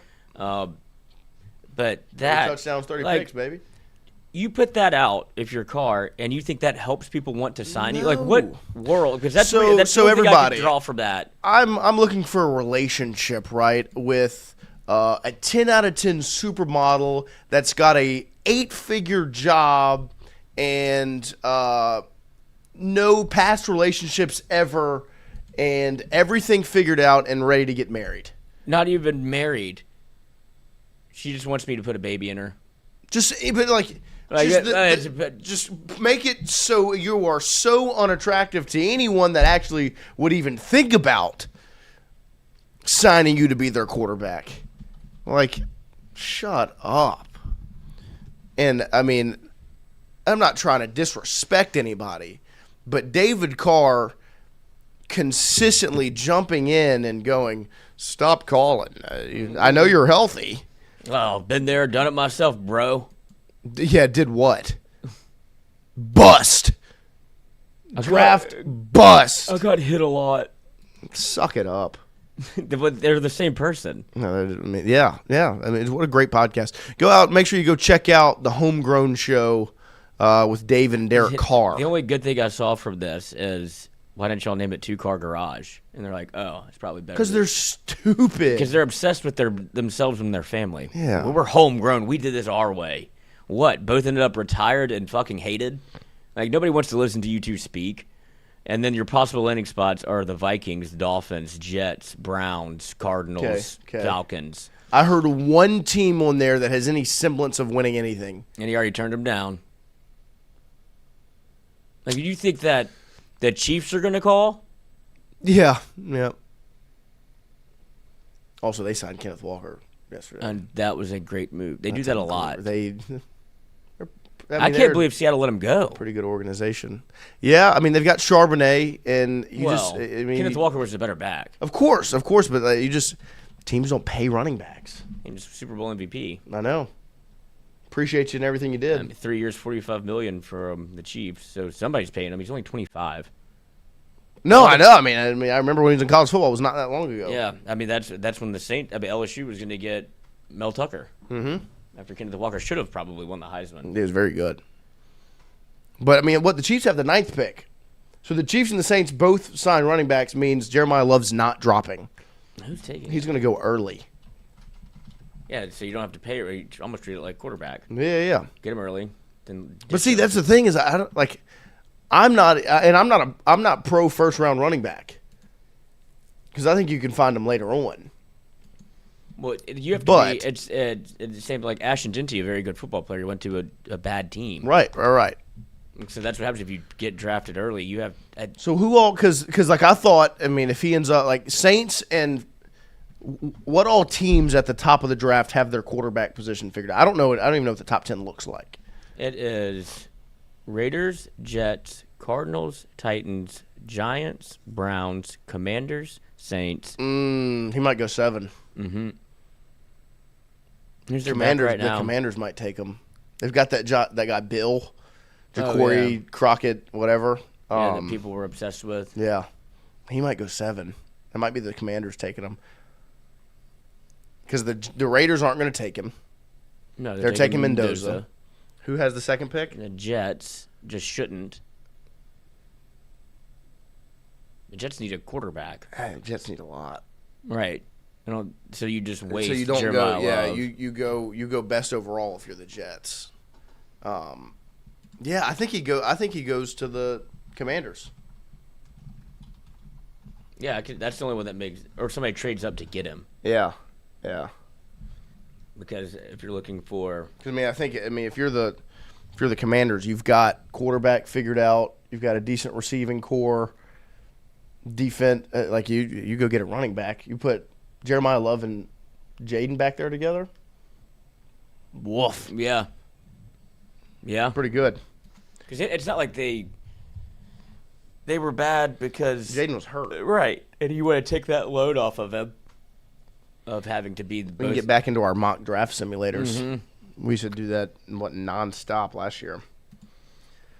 No, we didn't even cover the NFL. No. We just fell in love with it. I'm looking at somebody's mock draft. Michael Milhurst Schwartz to make up for Joe Schwartz. Couldn't make it today. They got a meeting this morning.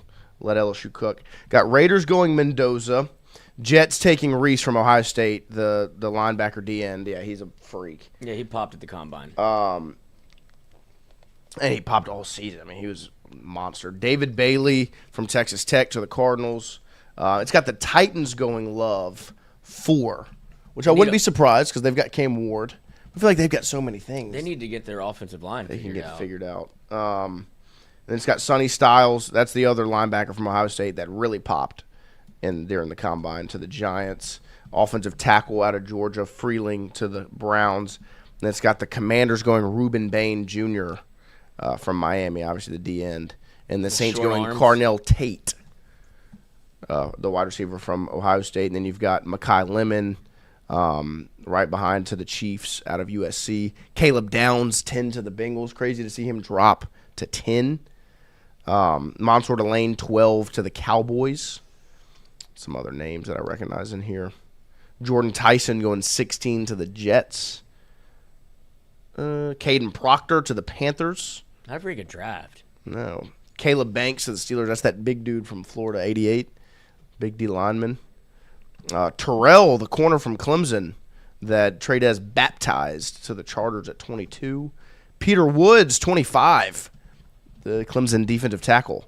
And then TJ Parker, the D-end from Clemson, 26 to the Bills. We weren't wrong on that. Nope. They said they had 3 first-rounders. Yep, and they did. Casey Concepcion from the Texas A&M to the Pats at 31. So it'll be interesting to see. When did the Saints pick in the second? I don't know. I have to find. Hold on. Because Sabrion Delaney in a Cowboys uniform would make me puke. Oh. They have draft order. They have the 42nd pick. Is that too early for To take Halsey?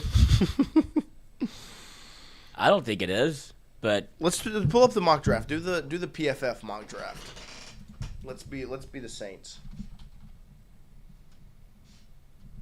It would be awesome if Ruben Bain slips because of his arms. You take him at 8. Hey, that dude's a freaking monster. I don't care how long his arms are. Go get him. pick your fighter. We'll do a little Saints mock draft, then we'll go 13 for 13, and we'll roll up out of here on this Wednesday morning. I don't think 42 is too early to take him. At all. Start draft. Monster Delaney is still on the board. What are our draft? Oh, we had 5 trades. Can we put it on the screen? Oh yeah, duh. It's all good. Is my clock running? I was looking at myself. Never opposed. No. Put the mirror on. You know, me being a zebra and all. I took it. You Me, found the animal for yourself, or were you? You were sea lion whenever I took it for you. Mm-hmm. Penguin. Penguin. You and Poge. Yeah. But did you know that like I was looking through, they have a lot of like your personality quirks and stuff. Mm-hmm. I was like, oh, that's because I read the penguin one. I was like, I could see it. I could see this. But I didn't read the sea lion one. I should have. Let's see here. Start draft. See what happens again. Caleb Downs or Monster Delane, Carnell Tate.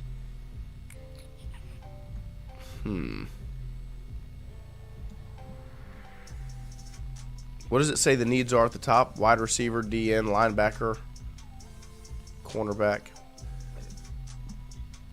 Yeah, wide receiver, D-line, linebacker, cornerback. I mean, I think they're going to go wide receiver early. But we're running the team. I'm taking Monster Delane. Yeah.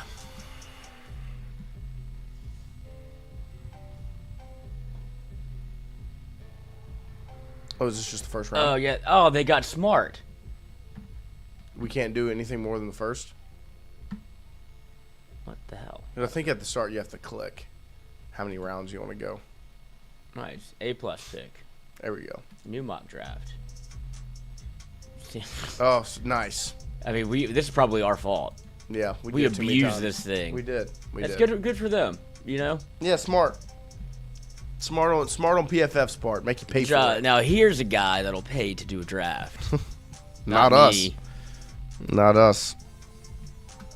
It's all good. Let's go 13 for 13. But if Monster Delane is there, we will take you. We will take you, Mansour. That would be thrilling. And we'll take AJ Halsey in the second round. It would be funny, though. Like, the times that the Saints have had chances to draft LSU guys, and it's like They've never done it. they've never done it, and then it's Mansour, who was like, you didn't even get to enjoy at LSU. Right. So maybe we'll get to enjoy him Yeah, that would be apropos for how it went for Monsoor in Louisiana. Darius Hayward Bay. Queen, Bay, Murphy, Fears. These are Pelicans. No. Why? Why not? Dogs.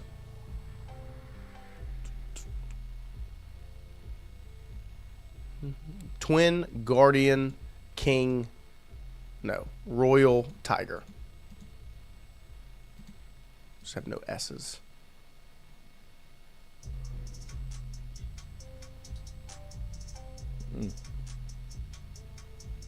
Fullback, running back, cornerback, defensive back.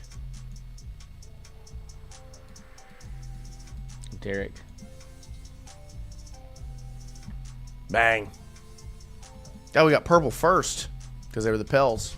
They didn't know who they were playing with. That's right. Where are you drafting Perk? It depends what the board looks like. I mean, if the Saints get Delane Halsey Perk, you can't go wrong. No, you can't. You can't. For some reason, I feel like Perk's going to be a Cowboy. Think so? I don't want him to be. Yeah, me neither. I want him to be a Saint. A Bengal. I would love him as a Bengal. I want him to be a Texan. Me too. It's Gal Gadot again. And then, okay. That's who that is. We don't have to do Gal Gadot. It already has her. It's the guy that does Nathan Fielder. Uh-huh. Is that him? I'm pretty sure. He grew his beard out? Oh, I don't know if he's that fat. That's his hair. That's the first thing I thought. I don't think his neck looks like that. Yeah, me neither.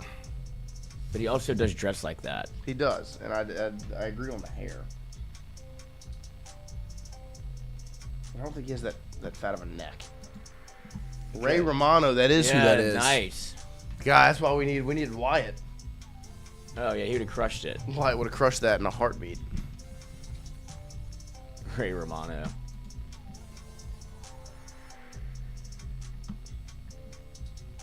Oh, where was Lindenbaum?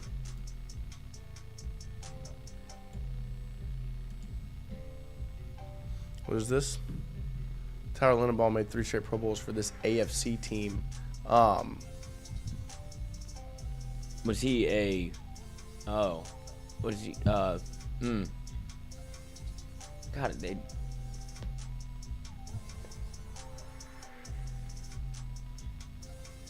Is he a Dolphin? No, it wasn't a Dolphin. Raven? Yes, I believe The so. Ravens? Is that little puller? Like he was fast enough to pull at center. He played at Iowa, I think. Puller. Little puller. Yeah. Johnny L said it? Yeah, Johnny L. Sabrion. This French shooting guard, small forward, averaged over 16 points per game for the match from 2014 to 2021. Is this Evan Fournier? Oh man, I thought I was gonna get to go. That was in 2009 though. You thinking Hidou Turkoglu? Mikael Petrus. Oh, Petrus. He was a killer. He was. No, I think this is Evan Fournier. Oh! Number 1 prospect at a high school, Harry Jolly. Yeah, 4 points. This is Kentucky. Went to Kentucky. No, Duke. Went to Duke. Ah. We need Christian. Istanbul?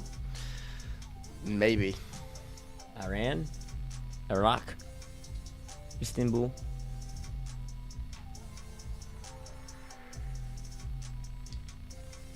Israel?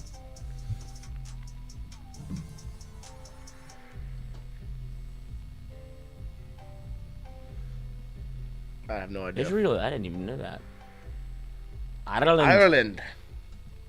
Oi. Ray, I wanted to see the Peaky Blinders movie. When does it come out? It's already out in Oh, it's select out? theaters. Oh, in select. Yes. What does that even mean? I don't know. Because every time I see it, it's just I can watch it at the theaters that are Well, it's here. going to release on Netflix, but I was told to watch it on the big screen, which I would want to do. I enjoy. Well, today's Tuesday. Movie tickets are cheaper on Tuesdays. Oh, I wonder if my buddy still has he's a platinum member. I'm an AMC Stubs member. Nice. What does that mean? I don't know. Oh. I just signed up for it because I go see enough movies. Oh, is this Oh, it's Prime. Frickin' Jake Paul. Oh, No, Logan Paul. whatever. Same thing. Change them. Losers. Battlestar Galactica. Is this sci-fi? SYFY channel? I would see him. I was thinking of a I have no idea. nerd channel. The only thing I ever watched on Sci-Fi was Mystery Science Theater 3000. Which, if you have Let's wait and see what the chat says. Sci-Fi. Let's go. Nice. If you've never seen it, dude, check it out. It's watch old terrible movies, and there's like 4 people. Like it's a silhouette of 4 people in the crowd, and they just make fun of it the whole time. So that's basically where I got a lot of my inability to shut the fuck up. And that's what we would do. That big Tim special. So we just chirp movies all day, and then we started doing it in real life, and people were like, "We all not do this." Yeah. It's so much fun. That's what I do during horror movies because I'm scared. Oh yeah. And So so I'll make it funny. You gotta cover it up. Yeah. Is this the Lincoln Lawyer? I have no idea. I know Matthew McConaughey was Lincoln Lawyer. But, 1996 though. well, they did a new show, Right, and they made a movie. there was a Oh movie yeah, so it probably earlier. was like a reboot. but I don't know yet. I didn't know it was a novel. I didn't think it was. How would I know? I don't read.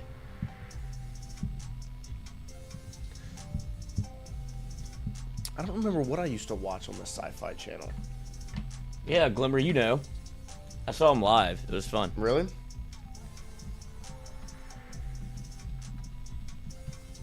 Because I used to watch it. I just don't remember what I used to watch.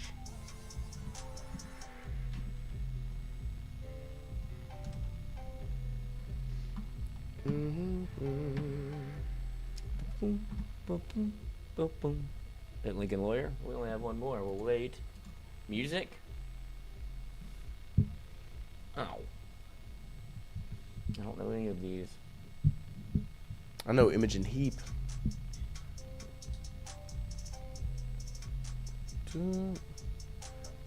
What you say? That Time you to only Kill. meant well. Thanks, What you say? What did you say? Shout out Sabe. What you say? Is that this? Is it I that don't one? know. Is it that song? Jason Derulo. Okay. Jason That's Derulo. and his massive fucking hammer. Remember when he posted that on IG? Don't remember that at all. Oh. Don't look it up. Stop. No. No. Lloyd. I feel like Ari Gold right now. Lloyd.